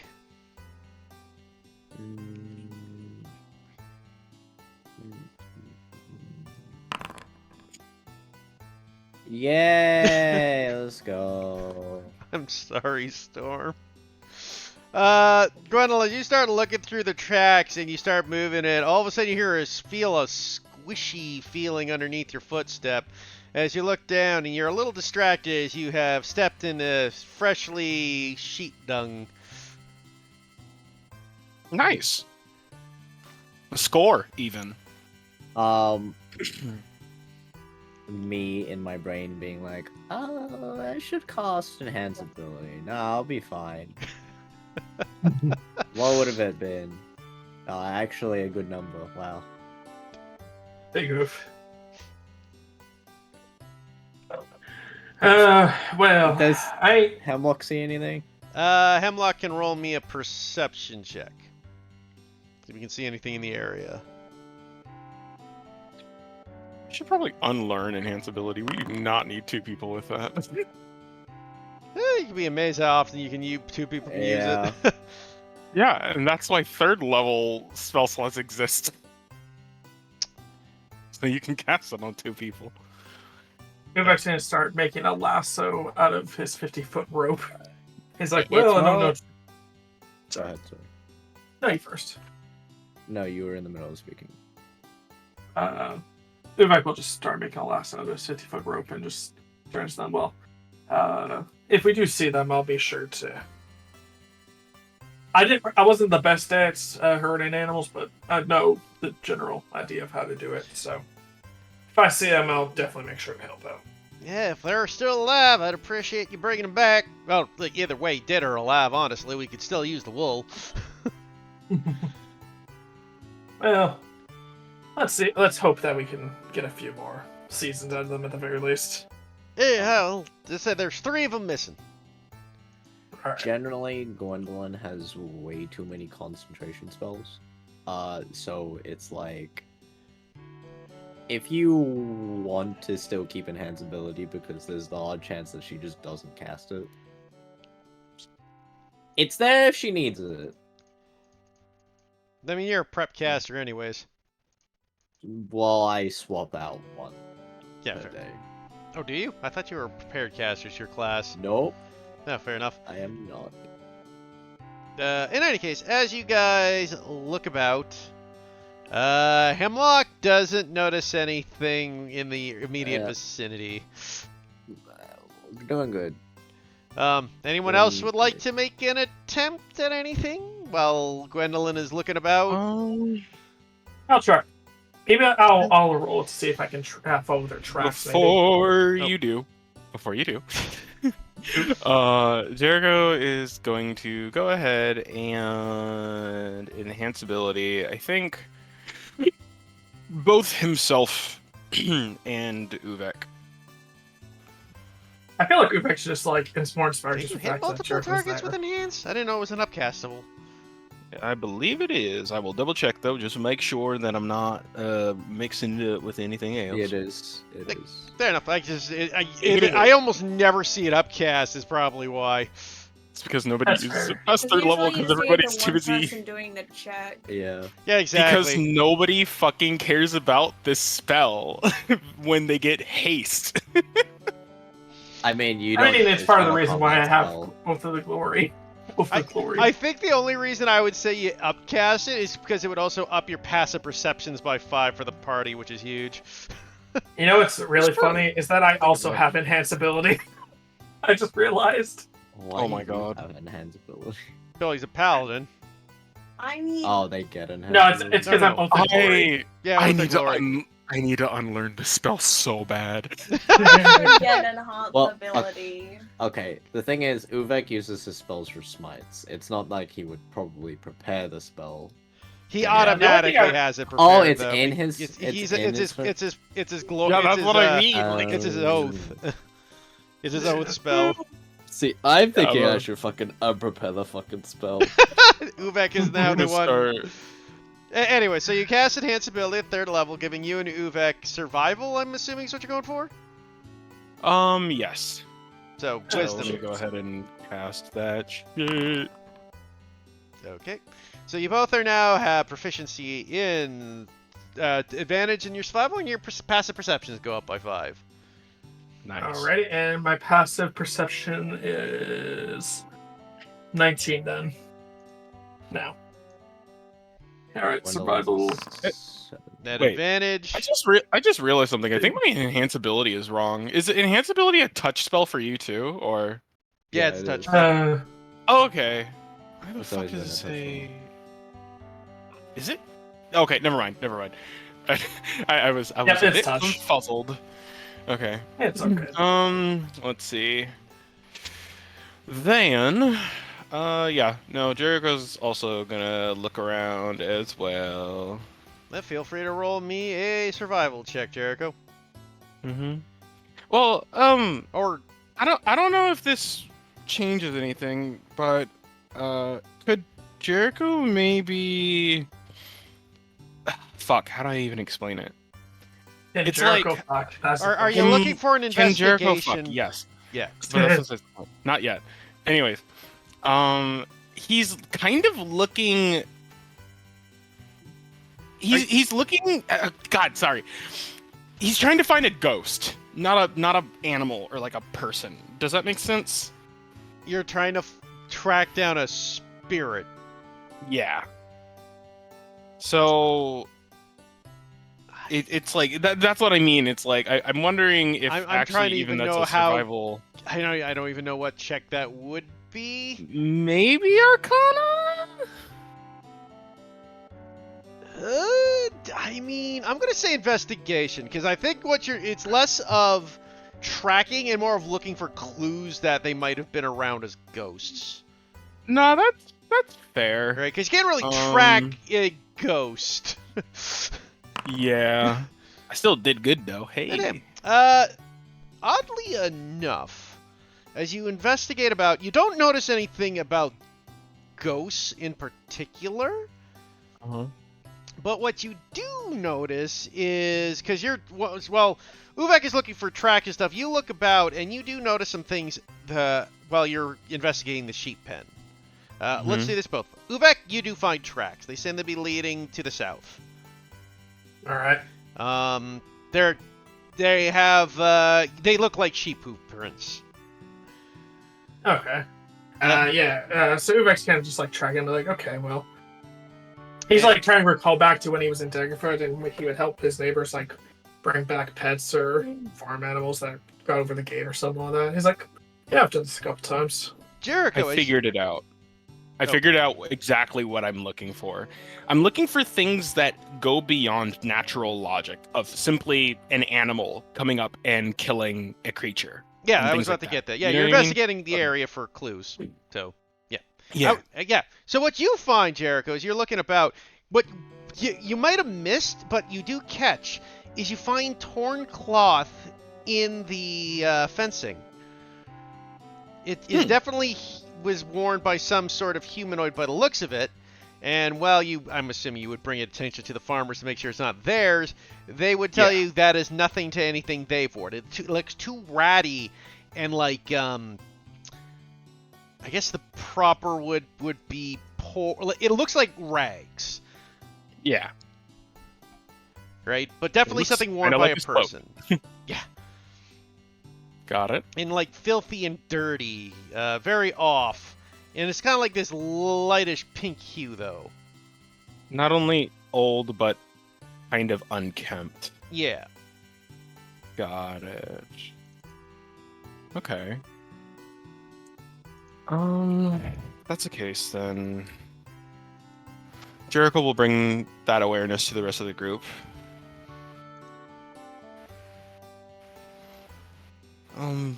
So I found this. Definitely doesn't seem to be owned by anyone here.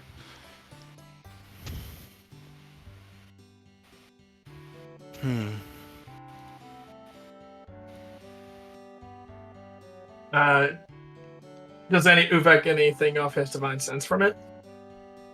I mean, you have to activate it again, Andy. It's only up for 6 seconds.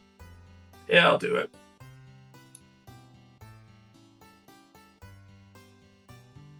Here, I'll link it again. Yeah, cast again, because you do have to use up your castings of it, because you only get 4 a day. Actually, I think it's 5 now because I have my charisma. It's One plus your plus charisma. 1. Yeah, right, yeah. So you have 5, yeah. Oh my God. Any Yosodal Celestial being present, so you don't list within the same radius. You also detect presence of place or object that has been consecrated or desecrated within as with the hollow spell. It doesn't come off as anything particular of those. But then again, you're not sure exactly what happened with Canyon's echoes, because your divine sense never came up as echo as dead. Yeah. Right? Like I don't think I've actually. Oh yeah, I don't think I've actually. Actually. Yeah, you have used it around Canyon, because that's how you found out Gwendolyn was undead, remember? You used it when you were in the Temple of Nagash. Okay. Yeah, that makes sense. her echoes do not come up as ghosts or undead. Well, I think this is one of those instances where a retcon might be a worthy question, because did we even establish Canyon's nature of the echoes at that point? Oh yeah, that was established literally from day one with Canyon. Okay. Then could that there- have been an oversight? Maybe it's odd. Canyon's echoes are unique, because they're not exactly an undead, in a sense that they're Yeah. not the ghost of the actual creature, but they're more of an echo of the memory they have. Like, I'll get into exactly what they work, but they, No, that makes sense, because it's like Jericho's ghosts, right? Like, it's not like they came up either. yeah. I mean, mind you, your ghosts are technically internalized, Screams. so they would be behind full cover. Yes. The cover of Jericho. Jericho's grief. Canyon's echoes are kind of unique in themselves. Got it. I feel like they're more projections than actual ghosts. Yeah. Kind of like a manifestation of They're a one's manifest. memory. Yeah, they're kind of a. Almost her memories, now that I think about it. Yeah, there's a unique kind of thing going on there. I mean, I can't tell you too much without spoiling stuff for Canyon's powers, but yes. I like it anyway. But yeah, they never came up as undead. All right. Well, I'm not taking anything off. It's still not paying anything to the farm. Any luck there with Hemlock there, Gwendolyn? No, he hasn't seen anything yet. Well, what about that cloth there? Do you guys figure there's anything on it? That's I know that there's a spell that allows one to trace things like with this, but I certainly don't remember it. I have to study up. Can Gwendolyn do a search with Hemlock through her own eyes? Nah, it's kind of meant to. I mean, not It'd just be It'd just be more time, wouldn't it? Yeah. Or- I mean, you can take another crack at it. You do have you have a path now of the tracks, right? So you have an idea where you're going now. It's alright, Hemlock, you can do this. I will inspire Hemlock. He's probably way too far up in the air. I will run after him. Hemlock, can you come down here? Well- You're doing great, well- sweetie. Well, we have tracks to follow, right? And Yeah. it's just Hemlock. Yeah. You have tracks to follow. Like you found the trail. Yeah. Let me Well, inspire what- you, damn it. Maybe we don't need it just yet. We'll follow the tracks and then see Fine. what happens. And then if you need to inspire if we hit a wall, then we'll do it then. Gotcha. Ubek's gonna stay on this horse. Like he's gonna get back on it, just in case, because that's how he's always kind of rounded up farm animals. It's kind of how he's used to doing it. So he's gonna bring his horse just in case. Jericho brings While Blueberry just everyone- to do so. While everyone was doing their thing, Juniper probably pulled the compass out. It was still spinning, so she started walking in circles, kind of trying to follow it for like a little bit, and then got dizzy. Got dizzy, falls over, falls asleep. Oh my god, I I like love to think Juniper. that, I like to think at Juniper's- some point. Go ahead. No, you first. No, you were talking first. No, but you were talking louder, so. I'm gonna kill you.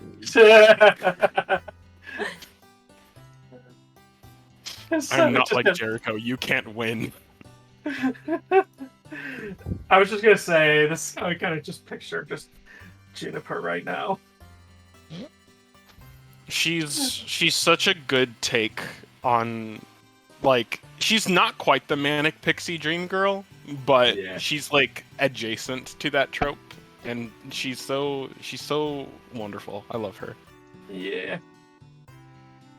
Okay, so you guys But, follow yeah. the tracks, and you follow from a good 20 or so minutes until you finally see seem to be leading towards a small like cave opening.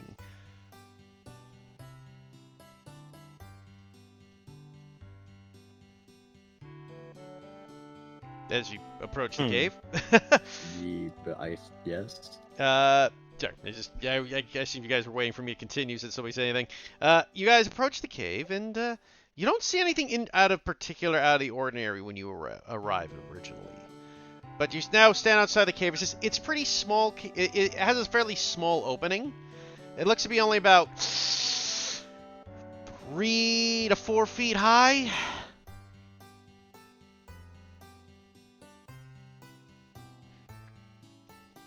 What's higher? I'm sorry.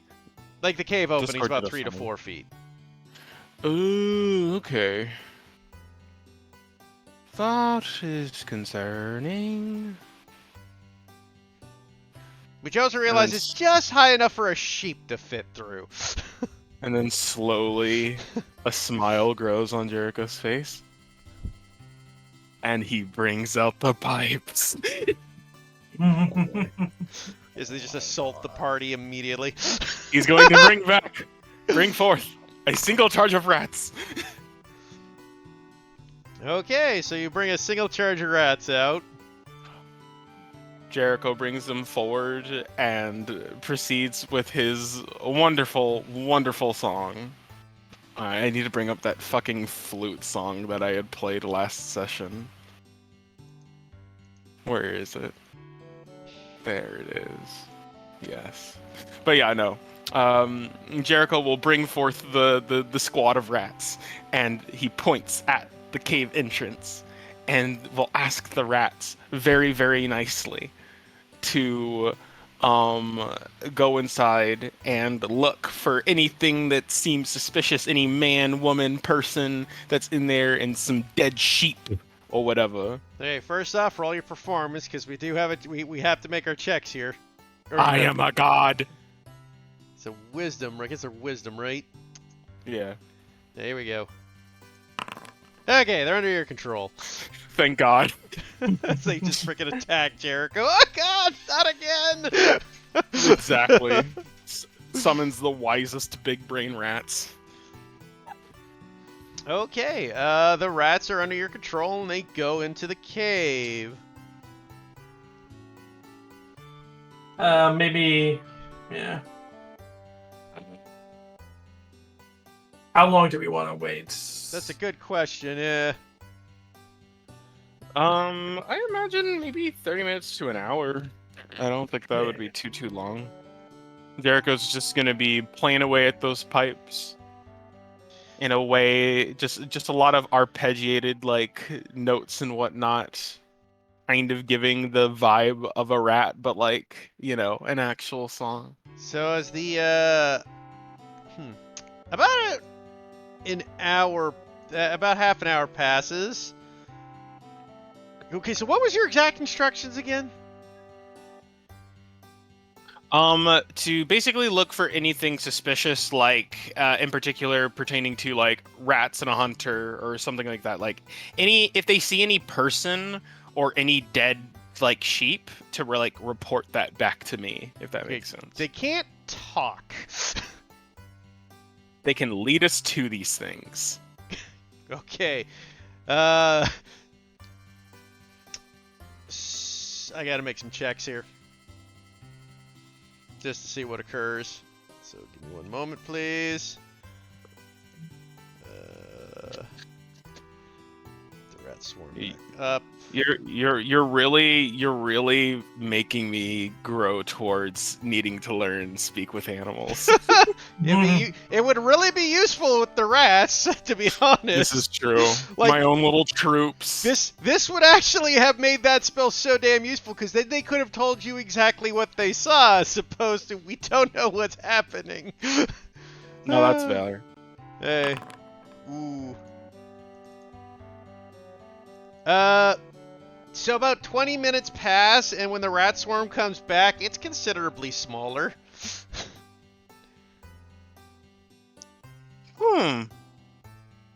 I could have sworn there were at least 8 of you. Now there's 4. Maybe they got lost.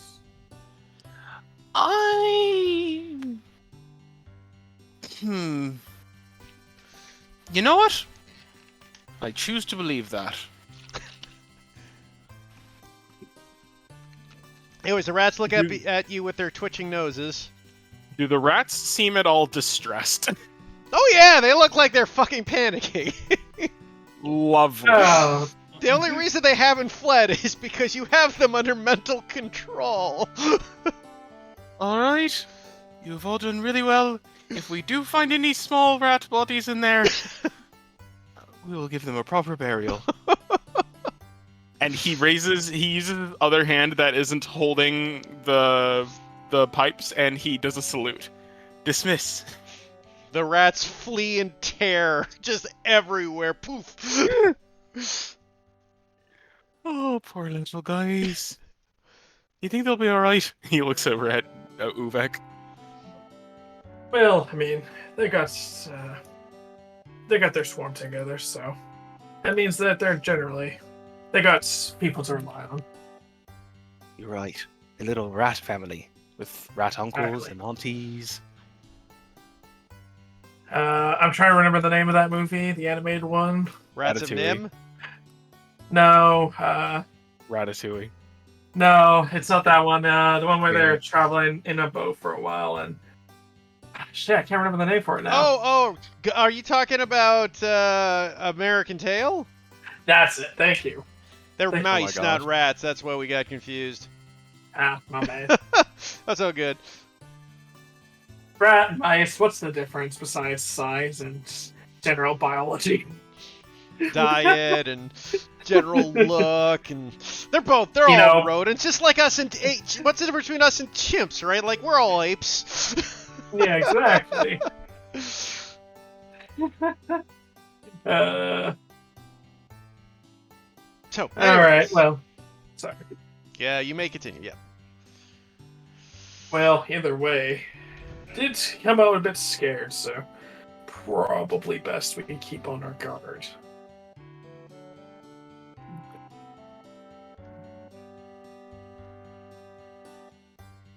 Are we at the cave right now, or? Yeah, you're right outside the cave entrance. I guess perhaps we should enter, but be very careful. I always am. Uvek says as he's gone down twice last session. Oh, by the way, Yeah, Gwendolyn- Jericho just looks at him and is like, "Oh, sweetie." By the way, Storm, And- you removed one of your castings of Find Familiar, right? Because he did go down last game. Oh yeah, that's right. I know you bought multiple castings of it, just reminding you. Yeah. And I'm feeling. I forget if she had a. I think she did have a spell slot to cast it last time. Like before she went to bed. Regardless, it's not important. Find Familiar's a ritual, so it doesn't matter. Depends if I don't think I get ritual casting. Oh, well, fair enough. Either way, I'll allow it. It was just a spell slot. I'll I say do- you had one spell slot left. I do have ritual casting. Okay, then it doesn't matter. And it doesn't matter, but I need to remove the materials. Yes, the materials is all I was Uh, checking for. They didn't have a place that I could buy more there, right? Yeah, not the mining town, no. Yeah. You'd have to go to a That's what place I that actually has figured. magical shops. Would it be okay if I cast Detect Magic while we waited? Yeah, I mean, you had a half hour. You definitely could have cast it within there. Alright, I'll definitely do that. And for some reason, it's still not letting me cast spells correctly, but that's fine. I'll just take it off manually. I will also, once the rats come back, Uvek's Tech Magic will go off, and then he is going to just tap the front of his shield, and the shield will begin to glow like a bit of like a flashlight. Nice. Okay. I'm assuming you guys crawl into the cave. Yes. Yep. Also, since Jericho had waited for the decent amount of time, I imagine that my enhance ability is running on the lower end right now. It's gone by now, because you guys waited It's that gone? whole time, Yeah. plus the travel time to get here. Right? Well, I casted it when we got here, bro. Yeah, I thought Wait, you you mean cast... like no, like, finding? the cave was like, you traveled for like 10, 20 minutes to get to the cave, remember? Okay. Okay, no, that makes sense. Yeah, it's like, definitely you cast out it then. at the farm, but yeah. Alright, if that's the case, then, alright.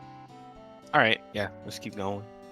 So as you guys move through this tunnel, it's tight. Like, the entire cave never gets above 5 feet. Right? So it's tougher for some of us than others.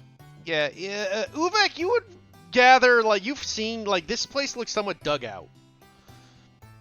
Right? There's about, there's areas where it's 4 feet, areas where it's closer to 3.5 feet, and there's a couple open spots that are close to 5 feet. None of you can stand straight in this place at any time. And sometimes you have I to imagine crawl. we have to kind of, crawl. And there are other times you have to crawl as you make your way through it.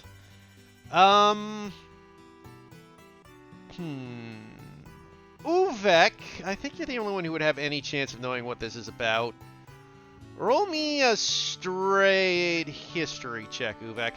Guidance. Yeah, I'm not going to allow it because this is kind of something I'm giving him versus asked. Well, here we go. Yep, that's how I expected it to go.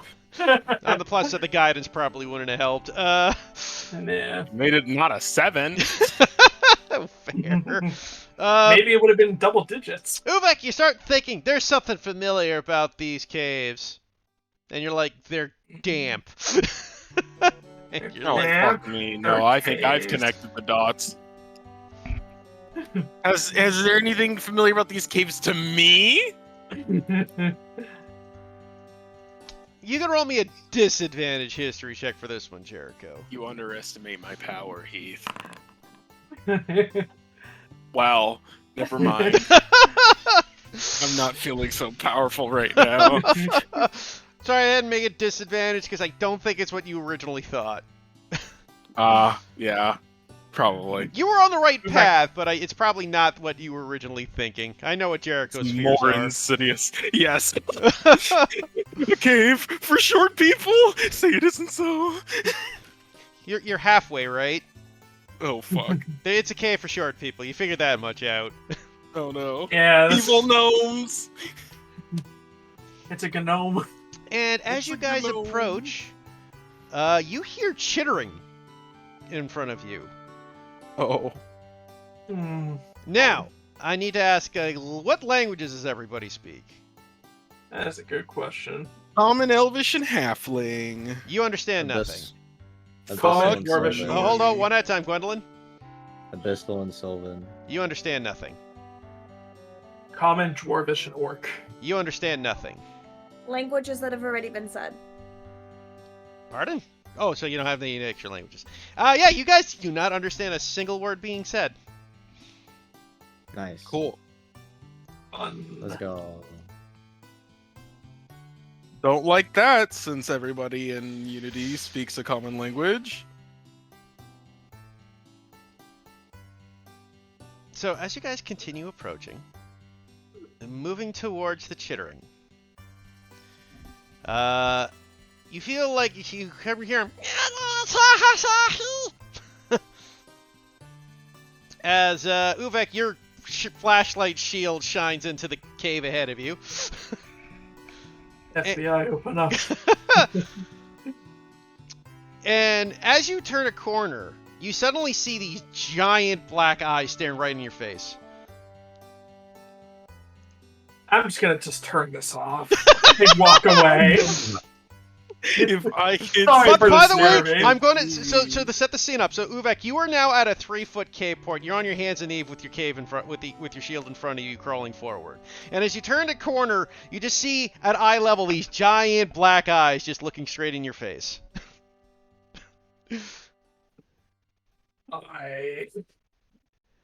What is up? What's up? My name's Zubek. So It's a as pleasure to these meet giant you. black eyes are looking at you, and you blink because it's like right in your face, like it's like someone. Basically, think of like if someone was nose pressed to you, how close these eyes are to you. Jericho will inspire Uvek. Hold on, that's me. And what you doing, Andy? Oh, just finding a GIF that represents what's going on. Also, Perfect. This is- Spirit's ability because I forgot to do that earlier. There you go. That's my picture is going on right now. Not angry eyes, but yeah, very close. Exactly. Let's see. And after a second, like, oh Jesus! Oh, okay, there we go. You notice that this creature. You back up for a quick second. You see what looks to be pink scales attached to these black eyes. These scales. And you back up a little further, and you see that this creature's about 2 to 2.5 feet tall, looking at you. Pink scales, red eye, or black eyes. Black beady eyes. As Is it Kirby but reptilian? Don't worry, I will share an image with you. I am afraid. You see that? I love it, and I will protect it all my life. You know what? This is mine now. I don't care. We found the mother lode. You're my friend now. I pick him up and put in my bag. Oh, God. And as it looks at you, you back up for a second. It just lets out this little scream and then turns and starts running. Oh, I'm sad. Oh, What made that noise? I imagine we're all just crawling in a single file line. Yeah, you'd have to. Yeah, you're basically everybody's seeing the other an ass in front of them with Ufek leading the way with the flashlight.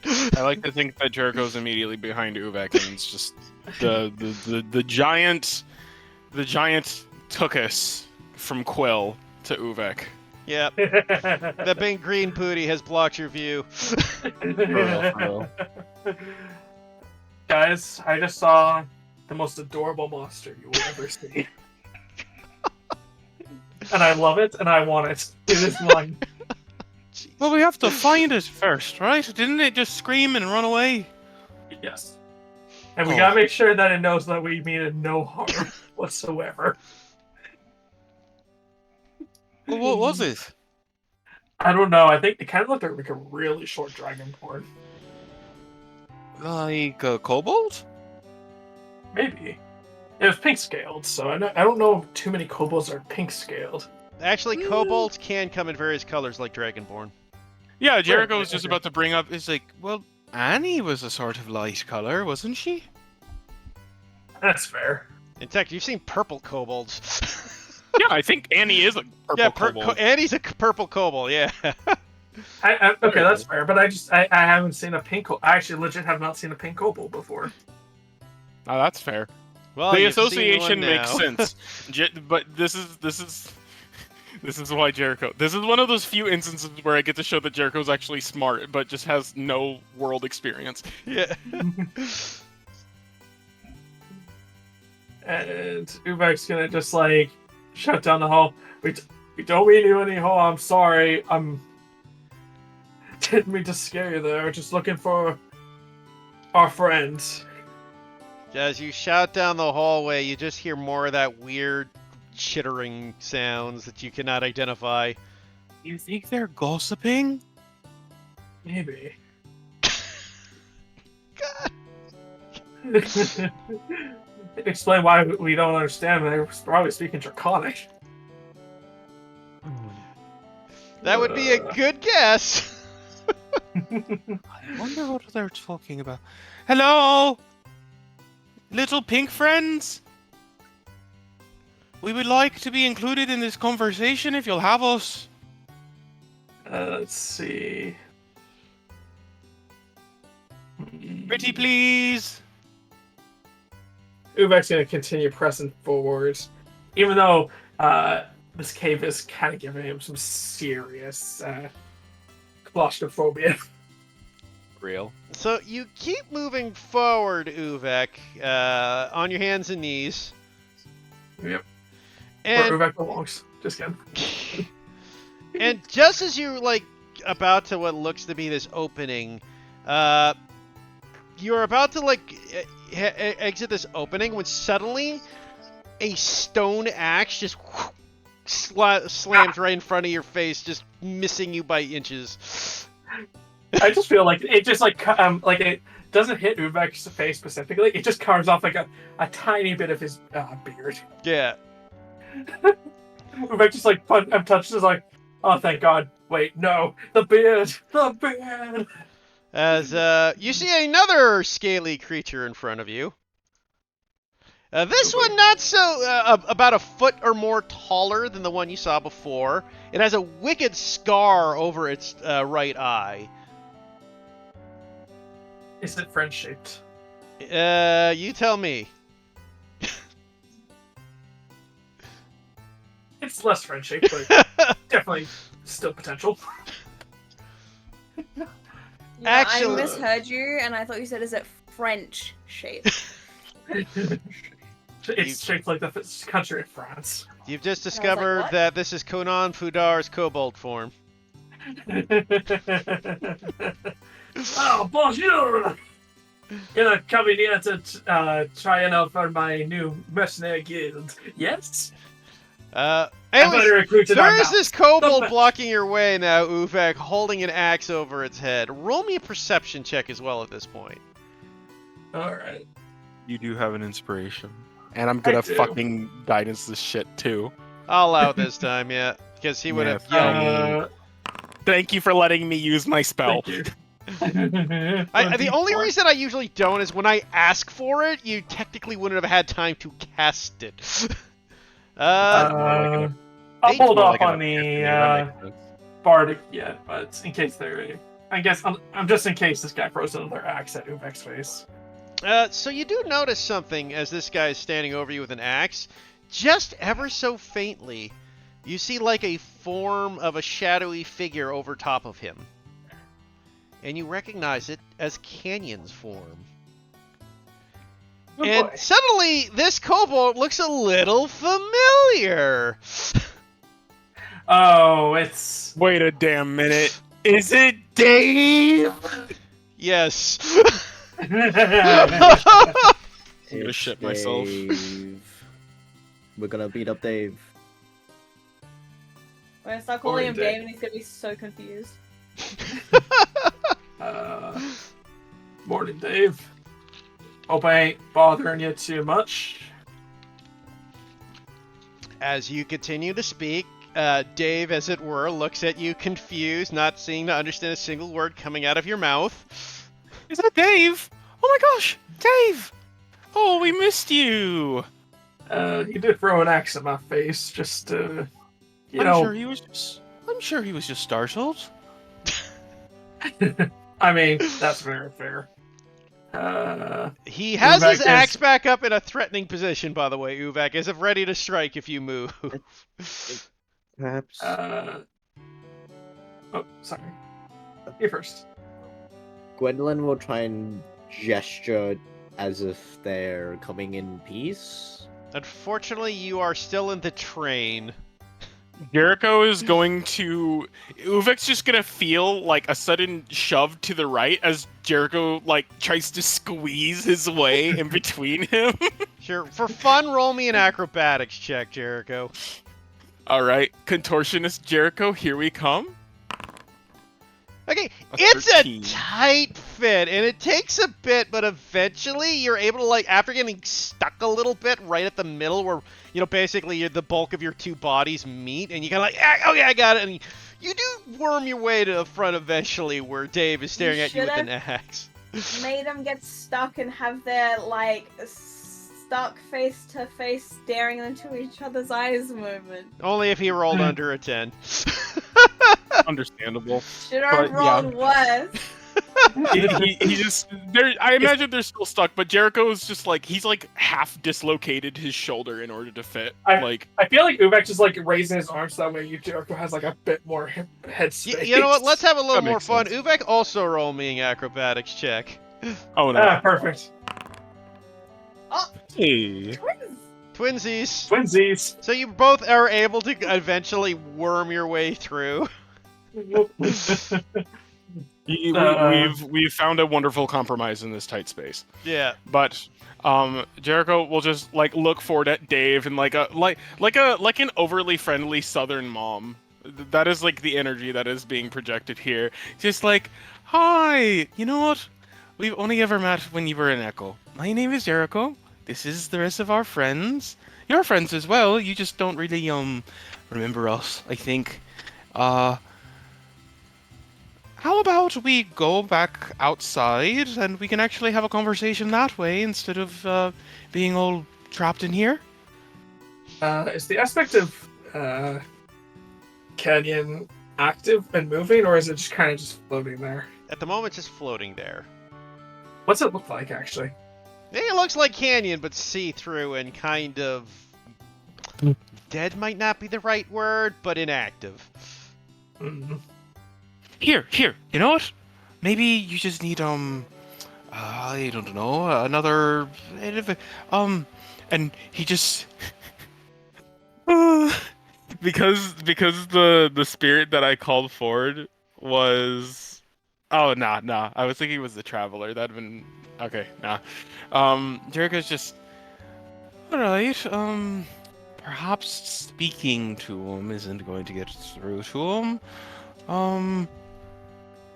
And then Jericho will very unceremoniously kind of rifle through Uvek's pockets because I doubt that he can reach his own right now, and he's going to pull out a ration.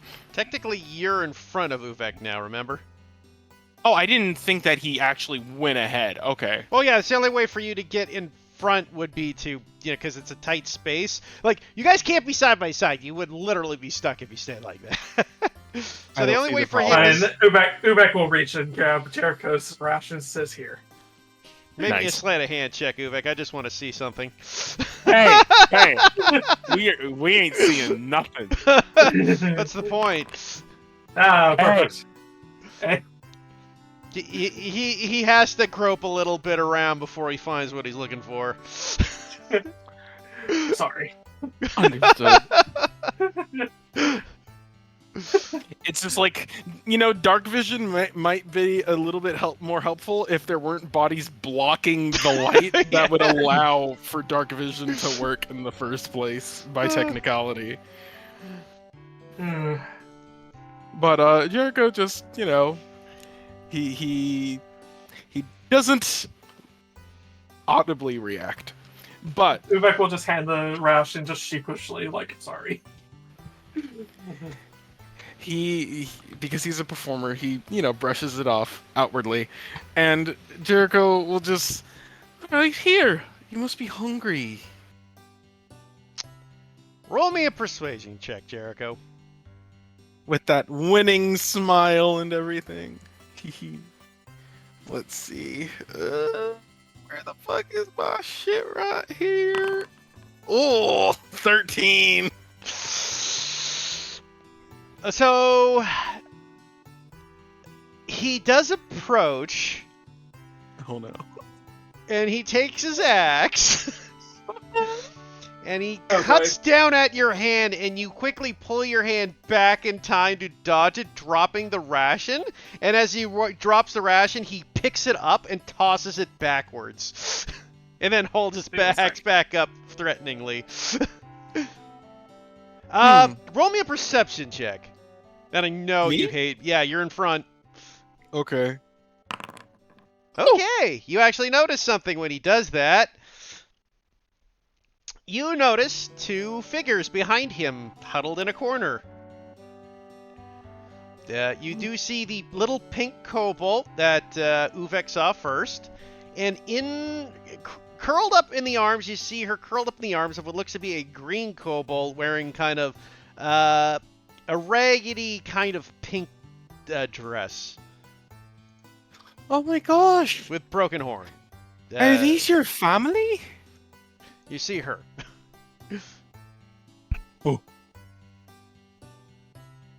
Are these your family? As you say that, and he doesn't understand a word you're saying, he holds his axe up again threateningly at you, Jericho. Jericho's just still smiling, still talking. He's just... Jericho, roll me an insight check. Yeah. Or you know what? I'll make this fair. Oh, there we go. Damn. Okay. How long has this been going on? Because we had the enhance ability a while ago, so the perception would have also been an advantage. Oh no, if this it's the been- enhance ability faded. It's been over an hour since you Faded. cast that. Okay. Yeah. We did discuss I that. wasn't sure. Yeah, that's okay. It's a ring of the perception, though. I forgot that that's a thing. Oh yeah, we have the whole thing with the rats. Yeah, exactly. The rats kind of killed it off, unfortunately. I'll also say with that perception check, you do see a few dead rats. Like the little kobold girl seems to be munching down on the body of a rat. That's valid. Free And- food. You also notice a couple of dead sheep Hmm. that have been chewed up and eaten. Is Wonderful. it all the sheep or just two of them? Two of them at the moment. Okay, is there a third one nearby? Yeah, he didn't see the third one yet. Okay. But Jericho, as you think, he just keeps smiling and looking at it and smiling, and you start to think about it. Wait a minute. You kind of remember when kobolds don't do the smiley happy thing in like the wild ones. That's baring your teeth like an animal to them. Jericho almost like instantly changes his expression to something more neutral. His eyes are still wide open, though. That's fair. Hmm. As you do that, the kobold seems to relax a little, but is still in a sense of fight or flight mode, let's say. Ufexen just points towards Canyon. And then points him back to himself. Like, would it be okay if we grab that? This is so bad. The kobold just looks at you and looks over its shoulder and then hisses at you, Uvek. It's alright. I think, if anything, there's a sort of trade that needs to be made. It seems like the lot of you are hungry, right? me. So I only went through 2 sheets. Would be surprised. Okay, I'm gonna throw you guys a bone as the one person. You see the green kobold all of a sudden perk its ears up and look over at you, Jericho. And you hear a voice speak out, really broken, calm, and go, "Hungry? Eat." I knew it. Hold on, let me check something. Remind me, how many dead sheep were out of the cave? Three sheep were missing. 3 sheep were missing. No, I don't have. And they're missing. They're not in the cave. Got it. Well, Okay. 2 of them are dead in the cave right now. What you can gather was the kobolds found sheep, were hungry, and ate sheep. Yeah. Okay. Okay. We hunt. In fact, for the sake of this, go food, and I will say for the sake of moving things along, they will let you move forward into a more open chamber. I'm just gonna switch the scene for you guys. Fuck.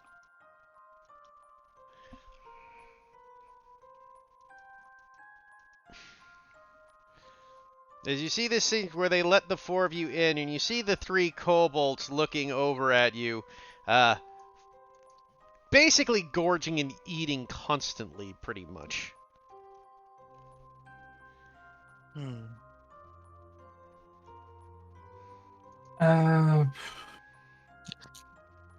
Let's see. What does Ubek have in his bag? And above each kobold, you see a spectral thing of Canyon.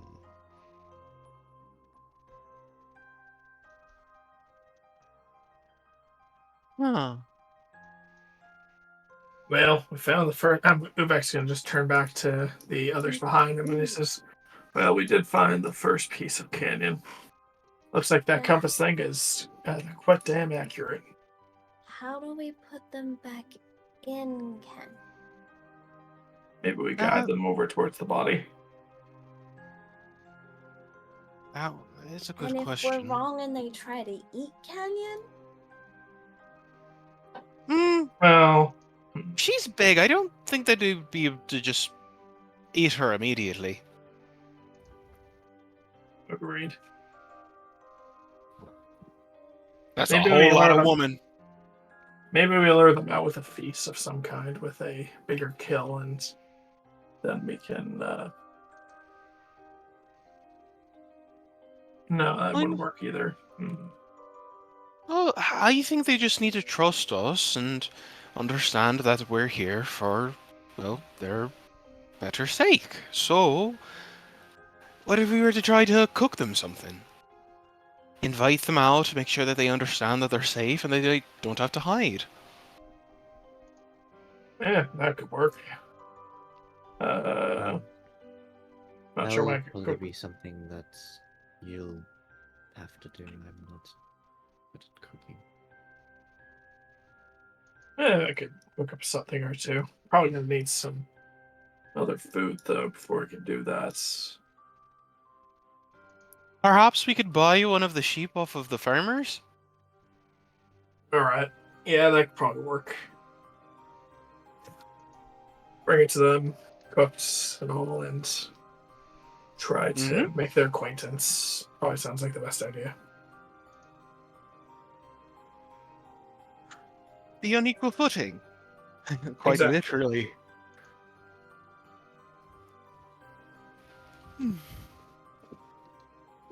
Uvek's gonna just like raise a finger and he's gonna start crawling back. He's like, then he bumps into like Juniper and Gwen's like, oh, sorry. Sorry. No, we climbed into a more open space so we can like funnel out backwards now, like actually back where we came instead of having to backtrack. Do we see the actually third sheep? You see like a 3rd sheep tucked in the corner, tied up. Okay, yeah, we probably don't want to take that one from them because they'll think that we're stealing. Yeah. Uvek is. Maybe we can like start making light or something, and Uvek would probably presents like his cooking supplies and like maybe like one of the spices he carries in his belt. He'll just like hand it to them to like sniff or something, and then points at the bottle towards the sheep and then back to the bottle. Roll me a disadvantage persuasion check, Uvek, because you are trying to communicate with the concept of spices and herbs to these things. Fair. What? Wait! Before you do, what herb is Uvek using? Just give me anything. It could literally be whatever. Spices to use with lamb. Usually they use cornair, cumin, garlic powder, onion powder, cayenne, chili Okay. powder, mustard powder, and paprika. I'm going to say I mix between coriander and paprika. Okay. Bit of spicy. Then, if that's the case, then when Uvek does that, Jericho will actually go ahead and, with a flick of the wrist, he's going to use. I'm assuming that are either of the kobolds eating like right now as we speak? Yeah, they're kind of mowing down constantly, it seems. Which is Okay, weird. well, They're then- kind of be eating more than their body mass should indicate. Like, those sheep are bones. Got it. I'm sure they're just hungry. Very. You know, not trying to compensate for their potential state of undeath. But yeah, Jericho is going to, with a flick of the wrist, he's going to prestidigitize the food to taste a little bit closer to what it'd be like, the food that they're currently eating, with the spices. You have to be within 10 feet to do that. I know, but remember how we were previously not really like, you know. So you're going to cast a spell. I suppose. Could you link it to me? I need to see how it works. Okay. So it is verbal and semantic. Okay. I would like to mention that Jericho is the type of person who literally talks with his hands all the time. I don't think it looks that different. I mean, you have to be a specific type of spell and movement, but I get you. Spells are shown to be known, right? Like, you can't just cast a You- spell and not be it obvious. Do you want me to cast it in the If movements you in would ways like- like I can, like I a tell you, deception I was about to check? say, if you'd like to cast it stealthily, I do have rules for this. Okay. Because it has two components, you can roll me a flat sleight of hand check. Would it only be sleight of hand? Yeah, it's a rule. It's sleight of hand, and the way I do it is like, depending how many, if it's 3, then it's disadvantage, 1, it's advantage, and 2, it's flat. I have a wager for you because part of it is vocal. Can it be sleight of hand, but using my charisma score? I'll allow it, sure. Okay. Then it would effectively be the same as my deception then. But 8. So as you start casting a spell, and kobolds know what magic is, Uh-huh. he takes his axe and starts, and it kind of makes a threatening gesture at you. Jericho stops halfway. As he doesn't know that you're casting a friendly spell. Understood. Does he lose the spell? Yeah, the spell would It's fail. a cantrip. Yeah, you know, he loses the canter. Like, the spell doesn't go off, but... Yeah. Yeah. Jericho will let Uvek do his shit then. Disadvantage, you said? Disadvantage, because you are trying to communicate without language. Okay. Hey. Okay. Okay, there we go. So it will look at you and kind of move towards you and snatch the herbs from your hand. And sniffs them. has a bit of a little kick, but it's a pleasant kind of kick. It's a safer kind of. And as it looks over, it brings it over to his family, and they just start devouring the herbs just as are. Hmm. Me, when I go to my Mexican friend's house, all the spice everywhere. Do they It's the react best. to Hemlock at It all? brings back He's good just memories.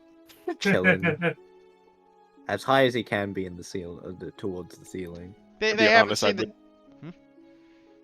I would poof him before they try to eat it.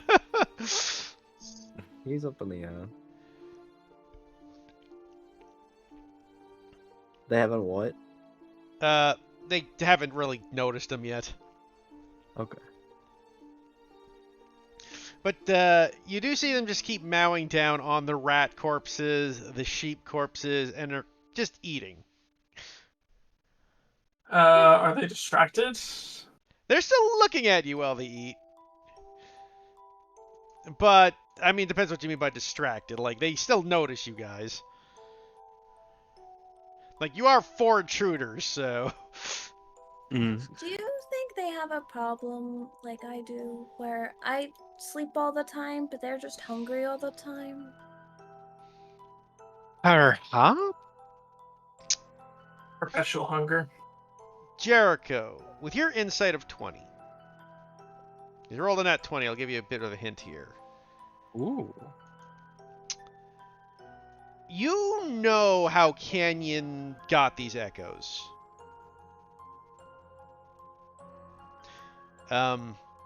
Through various hints and things Canyon has said to you over the your time together. Canyon's echoes come Right. when they kill a person.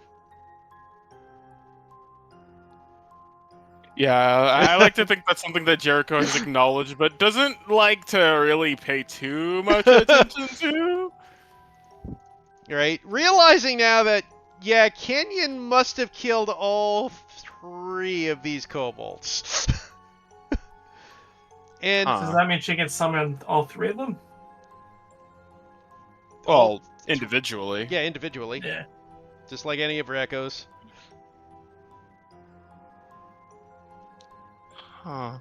And it's possible that the echoes are, like, these things are living out something that happened when Canyon had to have killed them. Hey, they're trapped in a memory.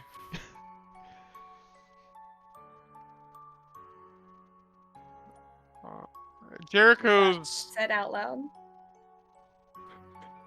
no.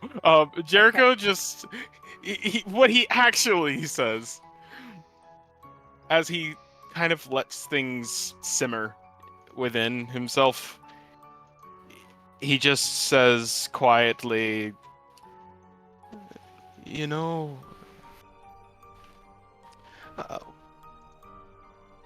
she Canyon has never been exactly the greatest of lawyers or anything of that sort, but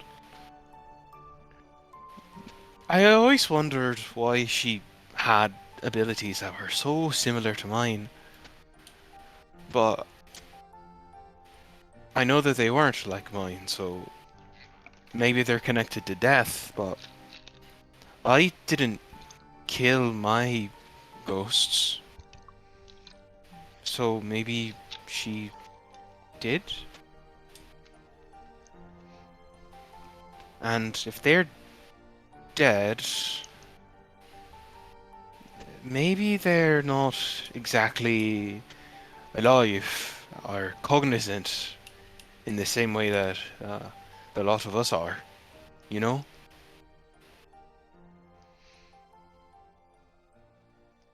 What does that mean? Oh, so like you know how you're awake and you're looking at me and you can smell the stench of the cave and feel the cold sort of sweat on your body and things like that. All those things that you're sensing, that's cognizance. Living is cognizance? You can be not cognizant and still living. I'm confused. It's a bit confused. confusing sort of concept anyhow. I can't blame you. They're still physical, right? They So seem to be you're- physical. Yeah, but they are eating and devouring. You're saying that they're not alive? Not entirely. Does that mean that Uvek, you can do the thingy where you sense things again to see? Ooh, that'd actually be a good idea. That's One a good second. idea.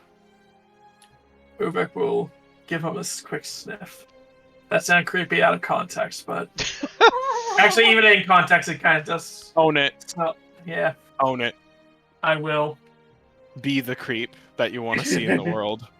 I'll just pull a Joe Biden right now, just sniff him. Yes. God. I'm sorry. I'll link it again. Send these boo-boo bears within the earth. So, Use. Divine sense. There we go. so yeah, use your divine sense. And it's odd. When you get something off them, but you don't know how or why it gets off, they don't exactly register as undead. Right? It's more like an amalgamation, and it seems to be more like you get closer to the presence of like desecration from them. Oh. This place is desecrated? Not the place so much, them. Hmm. So, what you're saying is their souls are diminished of sorts? That's more, their graves were, messed with. Or however they're buried. Well, perhaps their resting place was Canyon, in a sense. I mean, the And- canyon.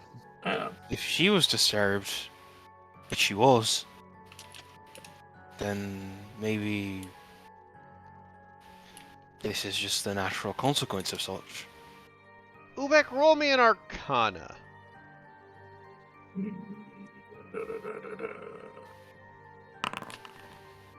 That's actually surprisingly a lot harder than I thought I was going to get. Ubek, you're not familiar with this, but based off Hin's clues context and the fact that it seems to be desecration, it might not be their bodies that were desecrated, but it might be like the reason they're not registering truly as undead is it's more like they're a fraction of a soul, possibly. Let me see if I have any spells that could help with that.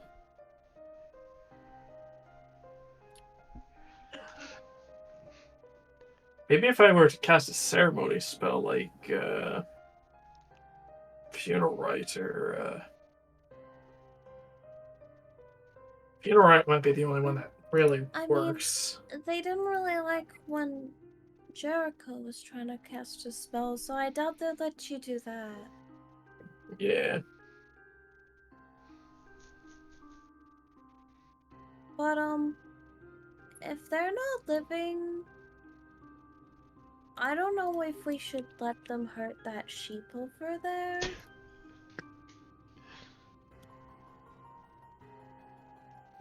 How do we do that? Do we have to fight them? I don't really want to hurt them either because I don't want to hurt Canyon's soul.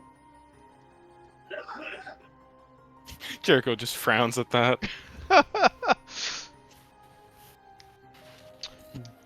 Jericho, roll me a Arcana. And Gwendolyn, you less. can as well. I got you. Yeah. Oh my god, what are my rolls, bro? Let's What are go. our rolls? Jesus. I got that Gwendolyn proximity debuff. Yeah. Kidding.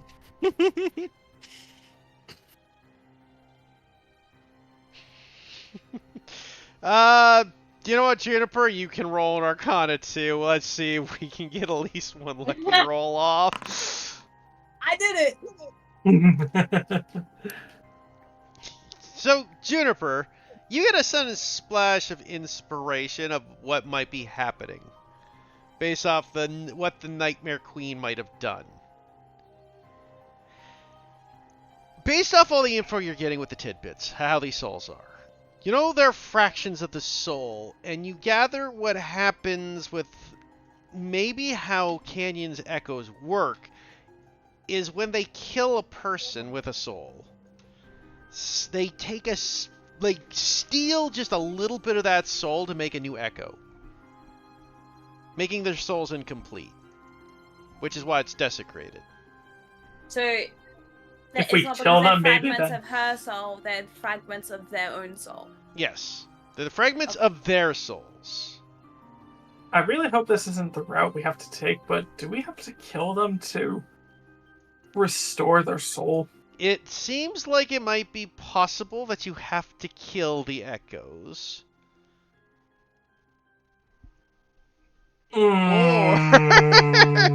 This does not spark joy. Or Yeah, no. there may be a way to coerce them into peace. Into fading into to be satisfied. I don't know. To move on, I suppose. Yeah, kind of like how you move a ghost on when they're not, like, when they have unfinished business style. Not quite like that, but in that general vicinity. That, or you can, feel free. Like, just right here. Go ahead. Okay. Death is an option. Look at it. Yeah, I know. I'm not gonna old yeller this thing. I'm not gonna do that. No qualms. No qualms, I will Gwendolyn. blast it. Gwendolyn, Hold on. fireball. I have an idea. Let's hear this idea. I don't really like the idea I have to go with. Ubek Let's give them a slowly last- pulls out his glowing sword. I don't Let's want give to them- do it. I'm sorry, Guys, little please, one. I've been trying to talk so Sorry. many times now. Perhaps we should give them a last supper. I mean, they're kind Send of already off. going. I mean, they've been kind of devouring 3 suppers. Oh no, it's not Each. like that. They're not eating from fun or enjoyment. They seem to be eating out of desperation and fear. It's no different than the dancing that we saw before in that cave. They weren't dancing because they wanted to. They were dancing because they had no other choice. So I'm thinking, let's invite them out with a proper meal. And maybe if it gives them enough security and safety, they won't feel the need to keep eating things that are living. I think for that we'd need to perhaps prepare something outside of this cave and then bring it inside. Right. Yeah. I don't- Alright. If our point is to save the sheep, then that's not. We can look farther again. No, but while we're gone. Someone that could stay here, perhaps. Keep an eye on I the think sheep. as long as we... don't get me wrong, but from what I understand, these farmers, they raise sheep not as pets, but as commerce of reasons. So Yeah, it's more- perhaps we should just compensate them if this last one dies. Yeah, probably would be for the best. Or we can just say that a wolf ate them. I understand the reason for why we might want to lie, and I suppose I did with my explanation, but Don't see any reason why we'd need to. and I don't want to inconvenience them either. Being a farmer is hard. Look, I'll send Hemlock to look for more game, and perhaps we'll see if we can find something. Alright. And judging by the facts, they're more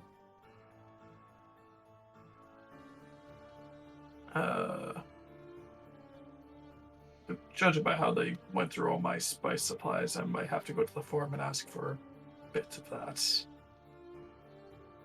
I mean, perhaps you could find something else in the vial. Maybe. Alright, well, who wants to start hunting then? Who wants to go hunting, I mean? I'll send I I can out. Alright. And I'll start putting up a spit or something.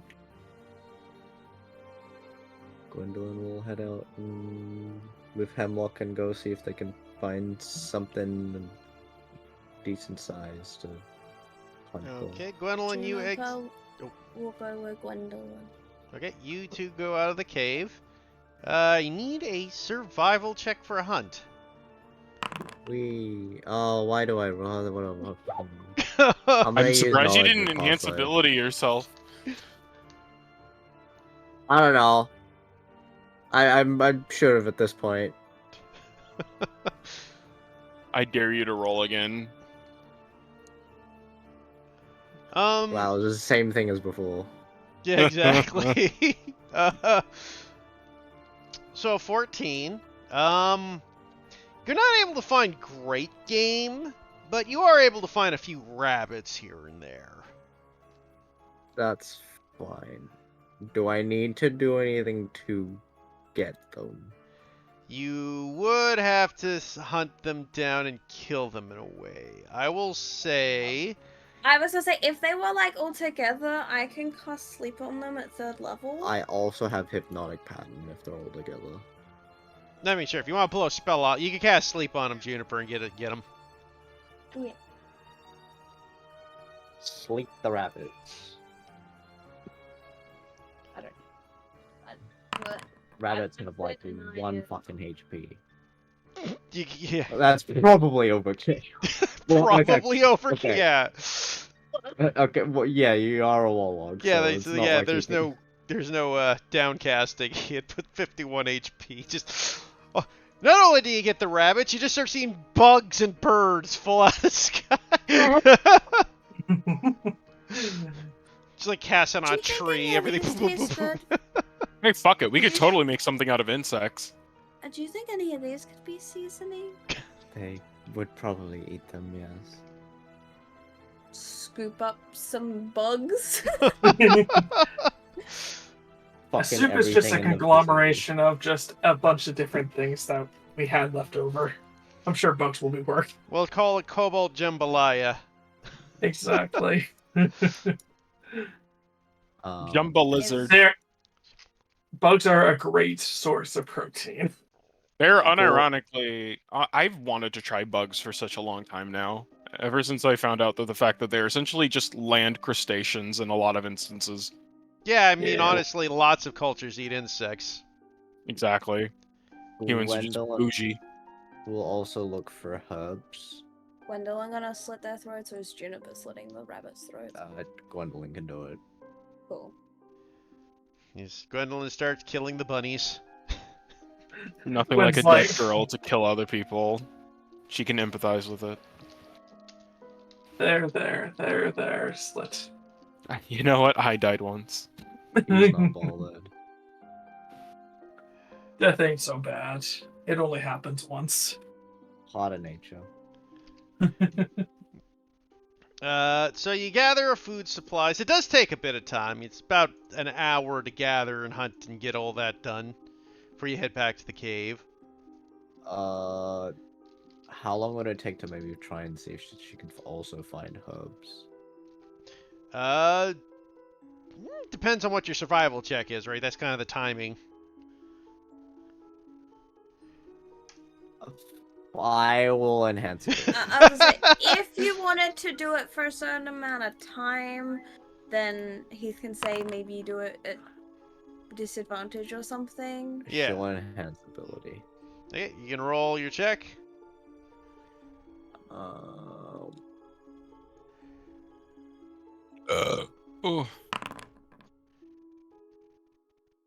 Fuck, why? Why the fuck do I bother? Why do I bother? Why do I bother? You know, Try think of it so this way: hard, and all you these don't bad rolls, see. you're just destined to get No. like. No. No, it's just forever bad. It's never been good. Sorry, Storm. I don't know why Gwendolyn has the worst rolls. She ran across like multiple black cats in her before she died, and She they found a just- black cat. The black cat chased her underneath a ladder, and Broke then a she mirror. ran into Broke a somebody that was mirror. holding in. Yeah, and then she opened She up an stepped on umbrella multiple inside cracks. because she thought that it was like raining on the inside, and you know, and then she accidentally ran.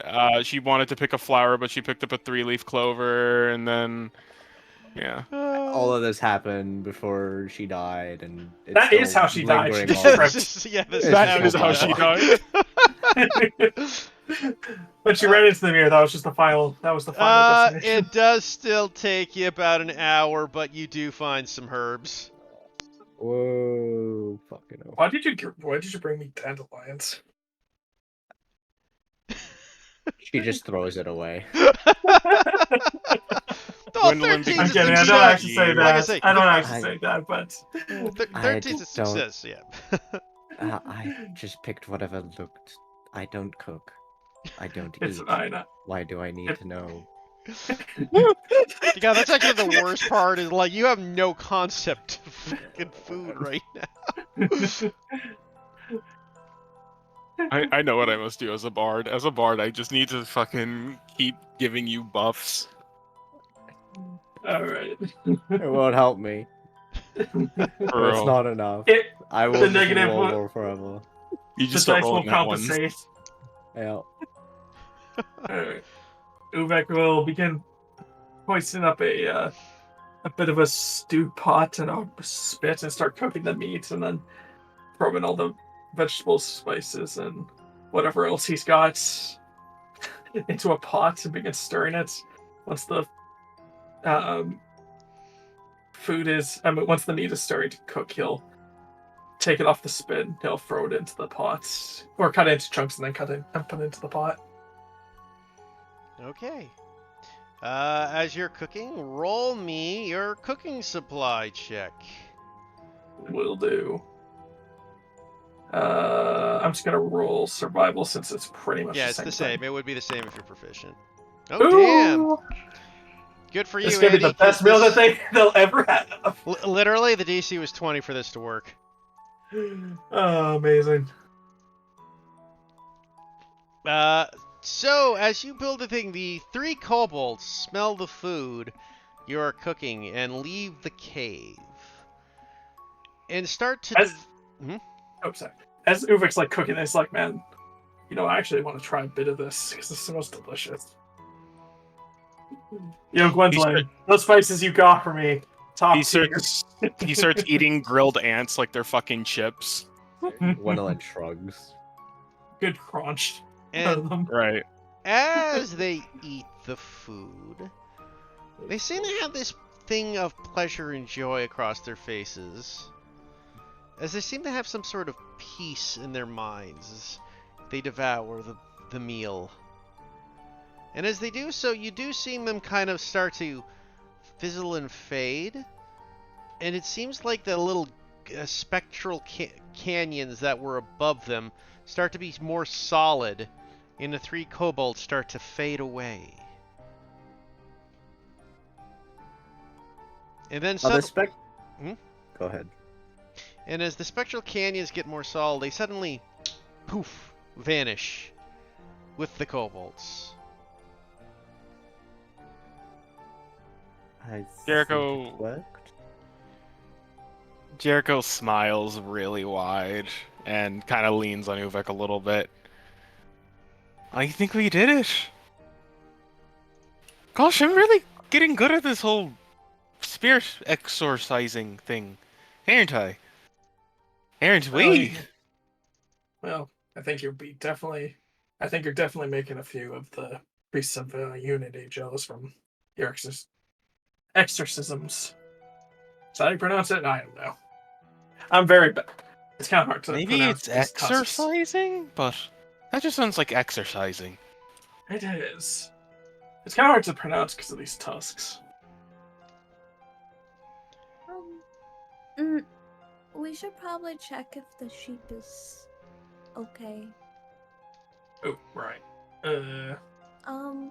I can send in the rats. I was gonna say, can we send Hemlock in? Hemlock will fly in and check on the sheep. I mean, didn't two of you... Okay, did you all leave? Well, 2 of us went hunting. Yeah, 2 of you stayed behind. Uvek had to That go get took some 2 stuff. hours, though. Wait, what are you counting? And I'm also we were cooking Oh, you're trying to outside decide of if- the cave. They were there for some time, and they Yeah. probably would have ate all the food by the time Gwendolyn finished all that. So it'd be up to Jericho and Uvek to Stop them them from eating the sheep.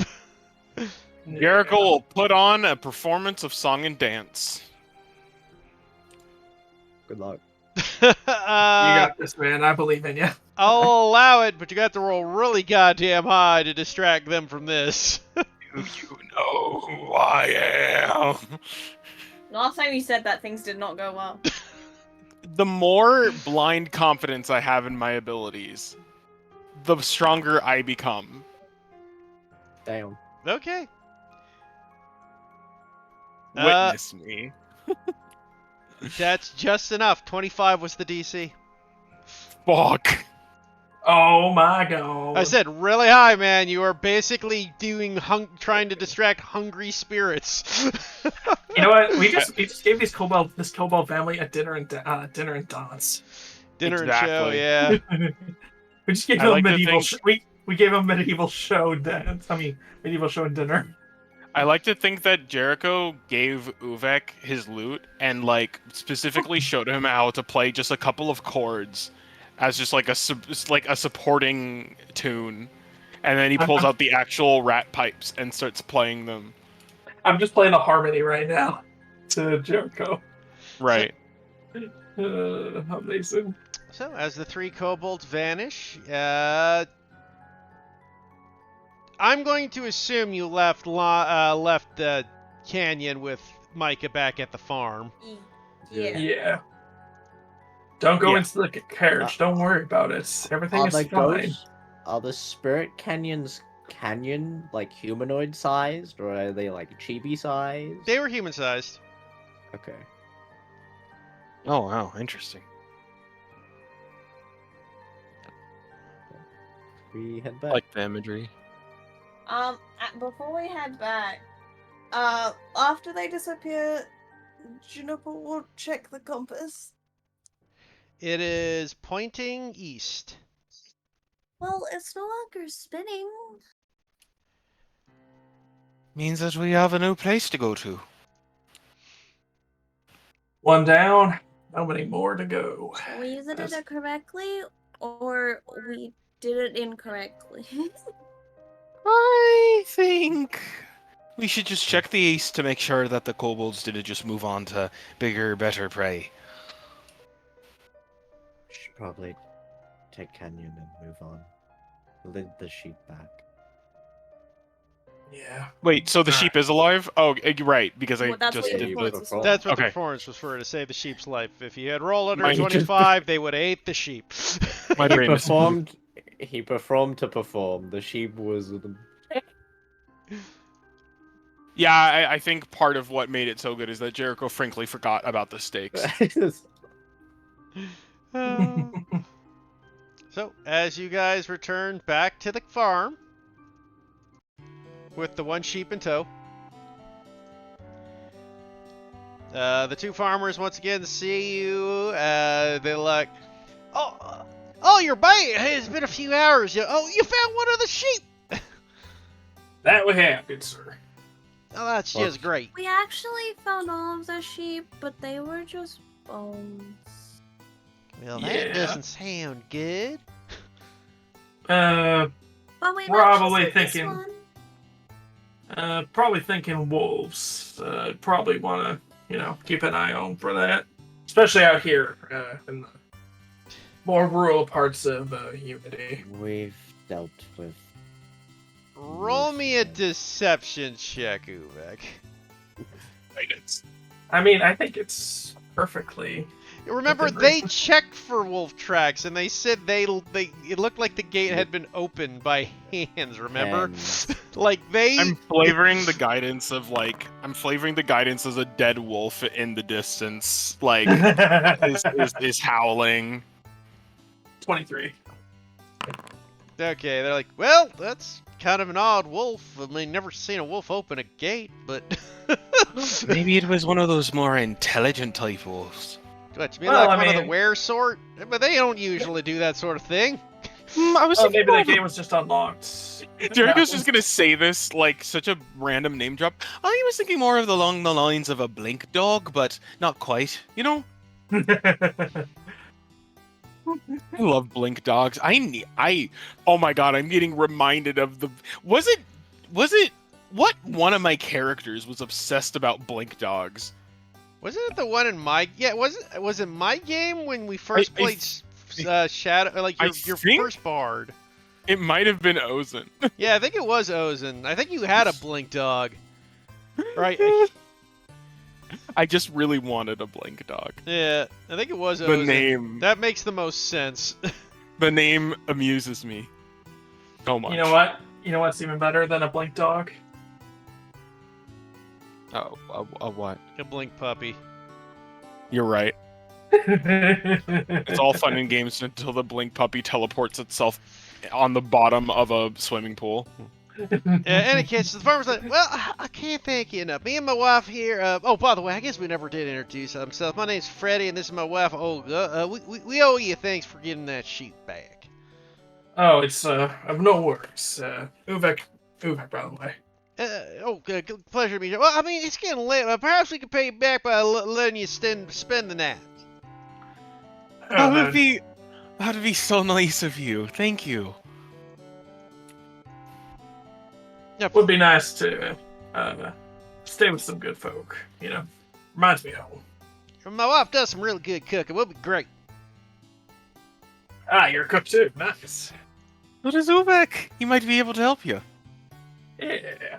That sounds like Have fun. more You can than help happy. me in the kitchen. Come on. The two orcs do some Right. home style orc cooking. People paying Two in southern fee, orcs on top of it, Andy. This is particularly funny. You know,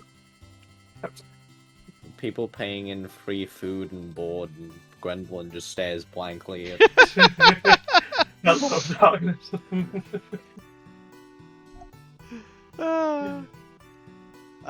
But if you guys check on Canyon quickly, which I'm assuming you guys were going to do, Yeah. you look in on the thing of Canyon, and she seems to be a little more life to her cheeks, and seems to be.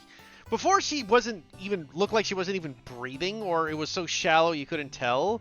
But now she seems to have like a faint breath of intake. Still unconscious, still not moving, but seems to be more there. Seems like what we did work. We'll get some rest and head east in the morning.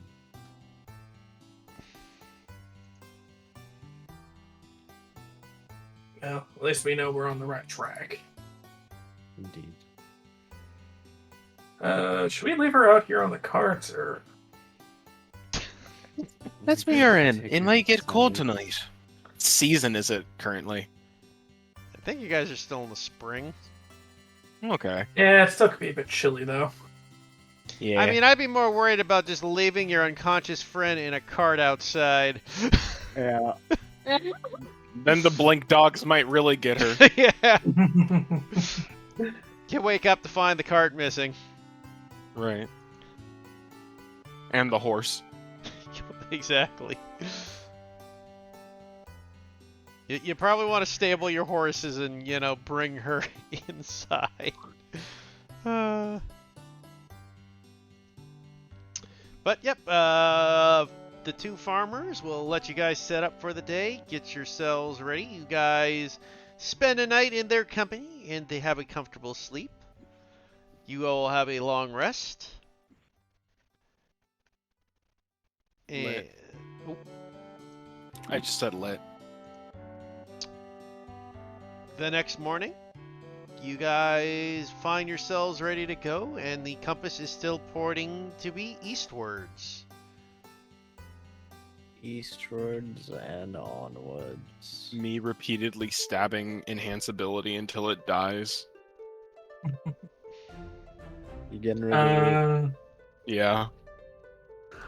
Would it be okay, Heath, if the night before, like during the night? No, probably not getting in. Never mind. I also want to get rid of it.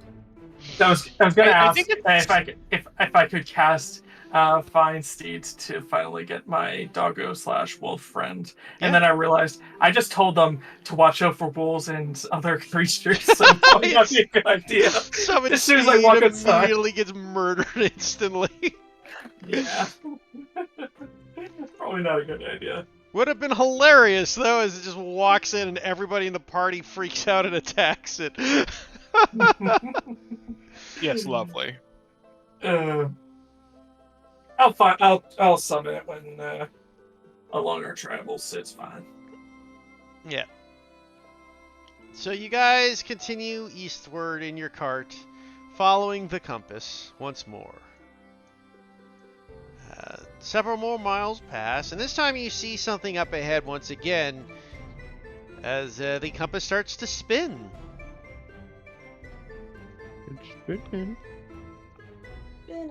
As in the distance, you can see what looks to be a sort of fort.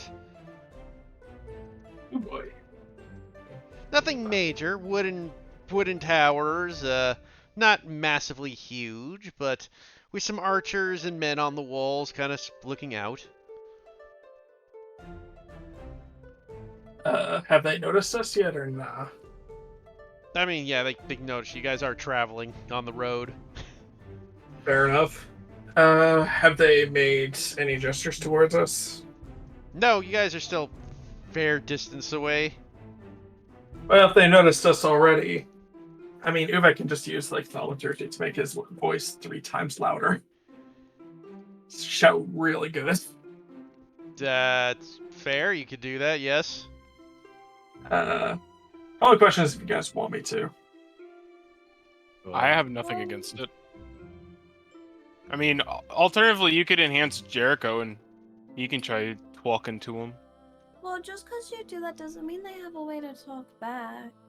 That's also That's true. also a good point. Yeah. Don't wanna disturb people.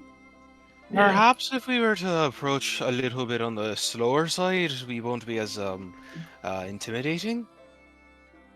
Yeah, probably a better idea.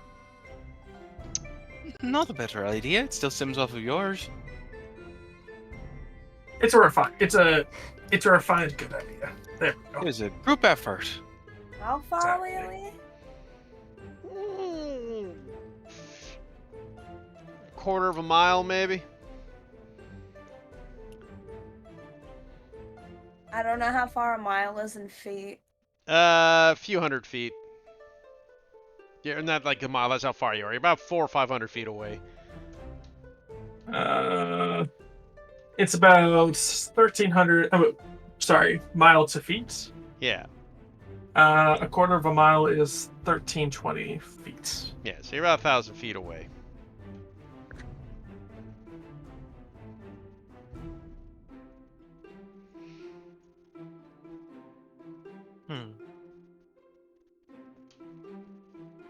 Yeah, probably get a bit closer before we start yelling at them from 1,000 feet away.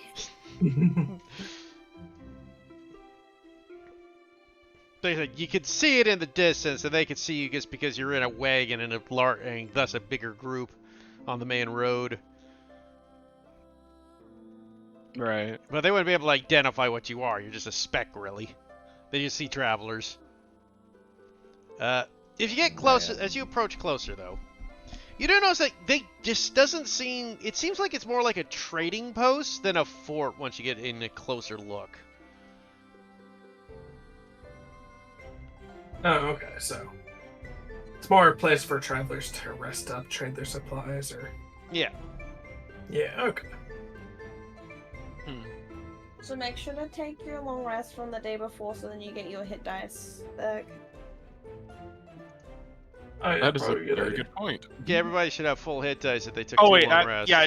If you click it, it'll fill Yeah, it for automatically you. fills it up. Yeah, if you took a too At long least it did rest. for me.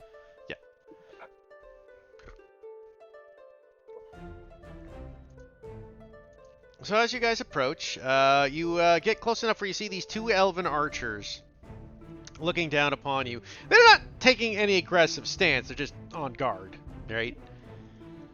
Mm-hmm. As you approach, he goes, excuse us, I take it you're travelers? Aye, that's a correct assumption. Currently just going up the routes. Currently just looking for somebody. Okay, 1 second, I'll activate a map since you're close enough.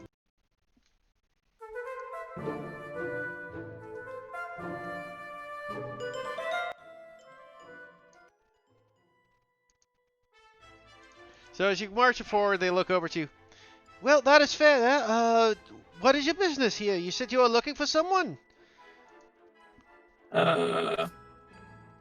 Somewhat, yes. How to describe it? Wouldn't It's a that bit of be a our diff- business? I don't understand the question. So this is, you said it was like a trading post or something, is what you said? Yes.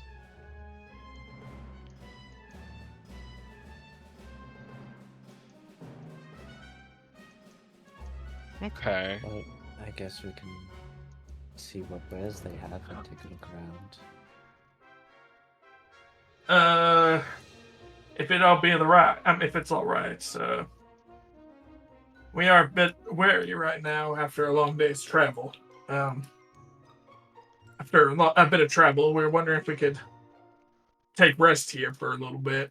Maybe do a bit of trading. That's okay. You are allowed to enter, but we do ask you to leave your weapons on the outside. That's very reasonable. Shield still okay or nah? Yeah, your armors and it's- shields are fine, just your weapons. Very well. Uvek will It- put his. Weapons. Is there a pile of things outside? There's, though it's not on the map, there is kind of like a little storehouse. Okay. All right. Uvek will put down his hammer. I mean, Gwendolyn isn't. Yeah, I I'll mean, put it the out there. casters are different, but I mean, there's not much they can do about the casters. It's to lower the risk of assault. Like a monk could also slaughter everybody too, right? I mean, Real. We're going to go on a mass bludgeoning here. so as you guys put down your obvious weapons, they open the gate to let you in.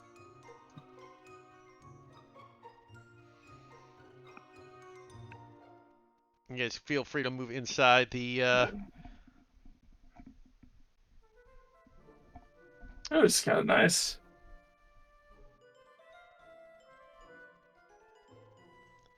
What do they got over here? Anything?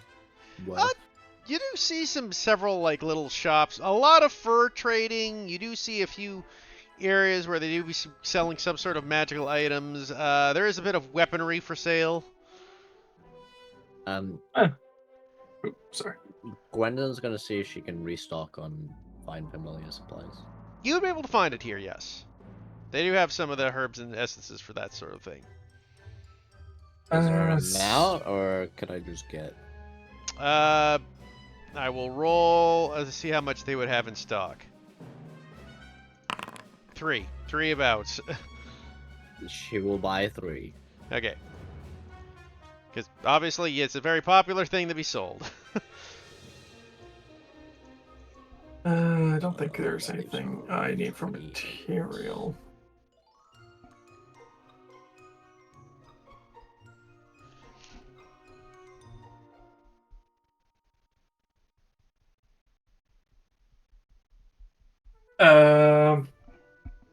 Sorry. Go ahead. So the compass is just going wild right now, right? It's spinning in a circle. Based off what you did last time, that means what your targets must be somewhere nearby. Well, I know it's probably not going to work, but Divine Sense time. Sorry, had to yawn. Inopportune yawn.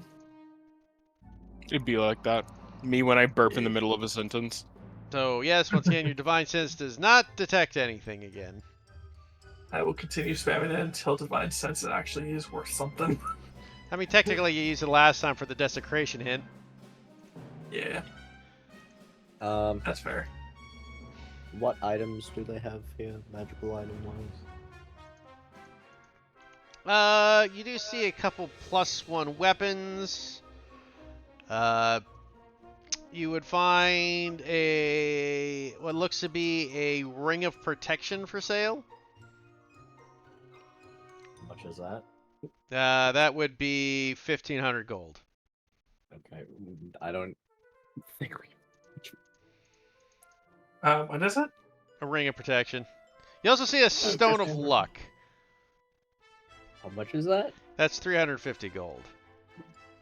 Actually doable.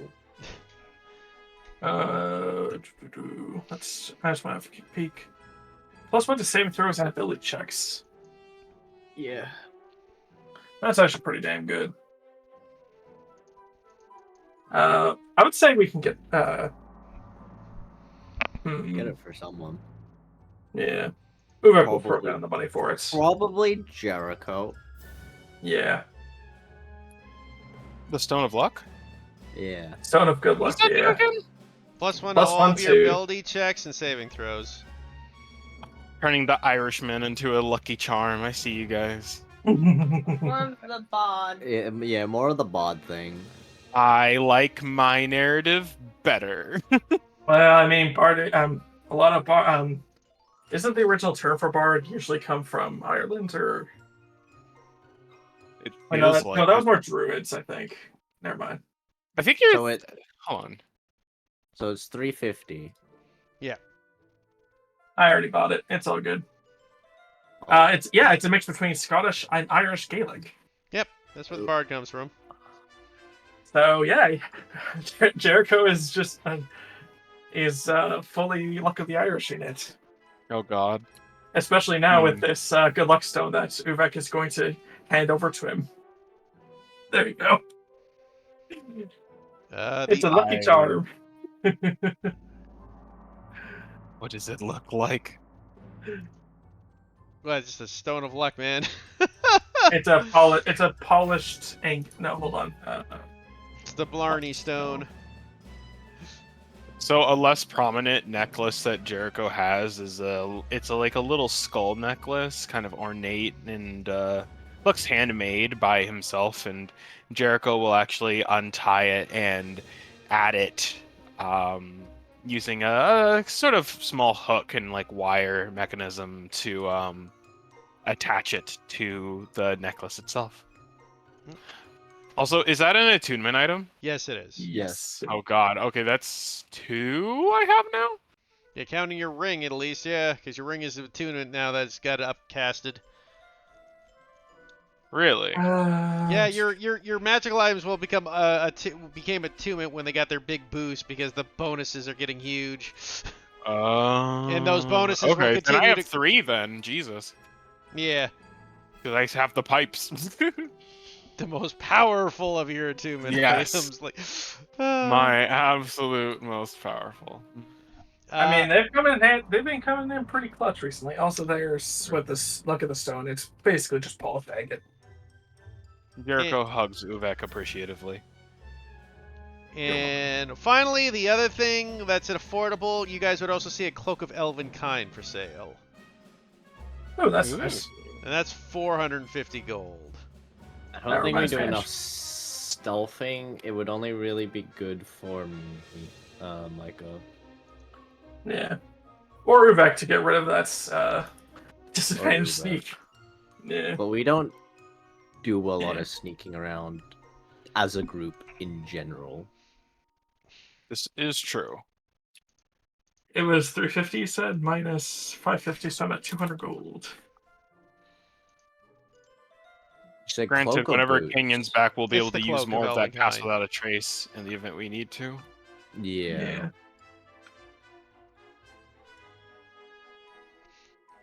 I don't.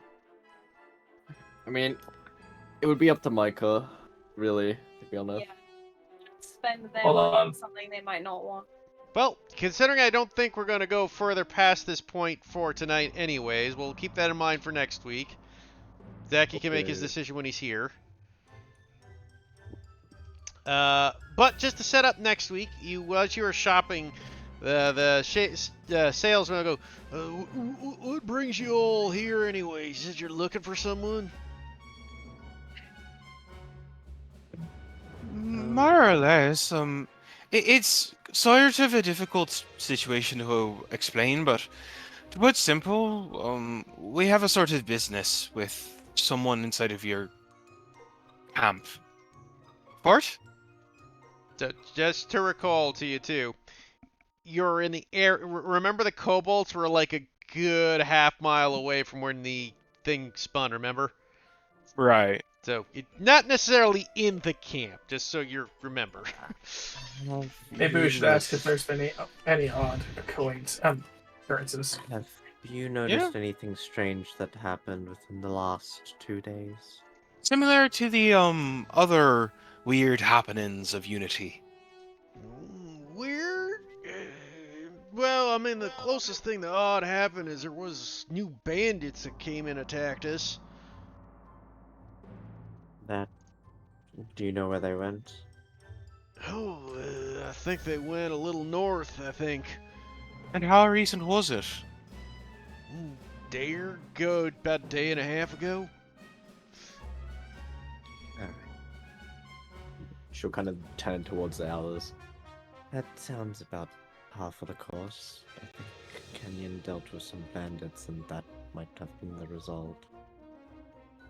Probably would make sense. Plus, it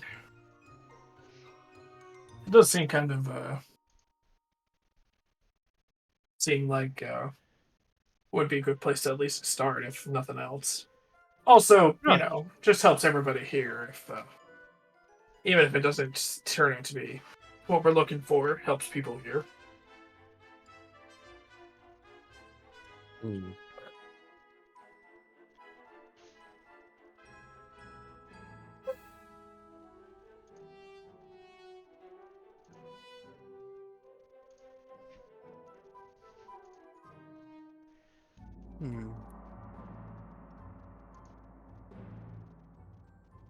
How many bandits would you say there are?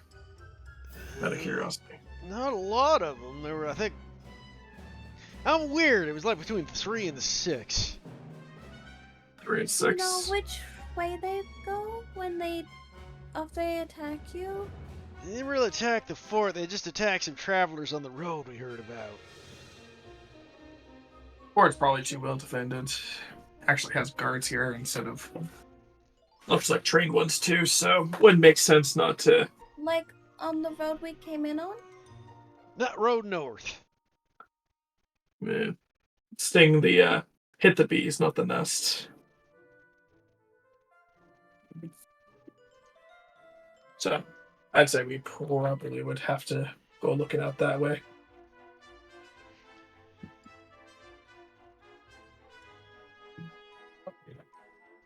Well, thankfully, since there seems to be a bit of a more of a group, well, perhaps it'll be a little bit easier to find them. Exactly. Well, if you're gonna go handle the bandits, that'd be appreciated. If you bring back their heads, we'll give you a bounty.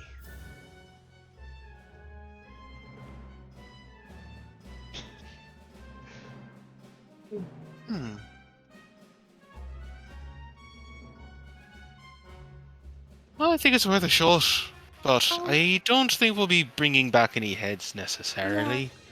We've been dealing with a phenomenon. There's not really gonna be any bodies left after we're done with it, so. Sorry, if there's no body, we can't have. We need proof of, No, The we're tech- just letting you know what the situation is. Oh, Right. Okay. To be completely honest, we don't necessarily need We're not doing compensation. this for the bounty. Oh, well, okay then. That's fine. Yeah, from what we heard, they're in the Northern Road. More than happy to Consider it help just out, a folks. favor. Exactly. Sorry, what were we saying, Storm? That there is a way that we could perhaps. I mean, one of them could tag along, and they could see the that there is evidence, not that there is something that we could bring back, but I don't think so, Trinity. so. As the bird tries his best to try to get the money. Yeah, the bird wants the money to buy useless shit with. Speaking of useless shit, is there more useless shit around the camp? Oh yeah, there's all kinds of trinket garbage.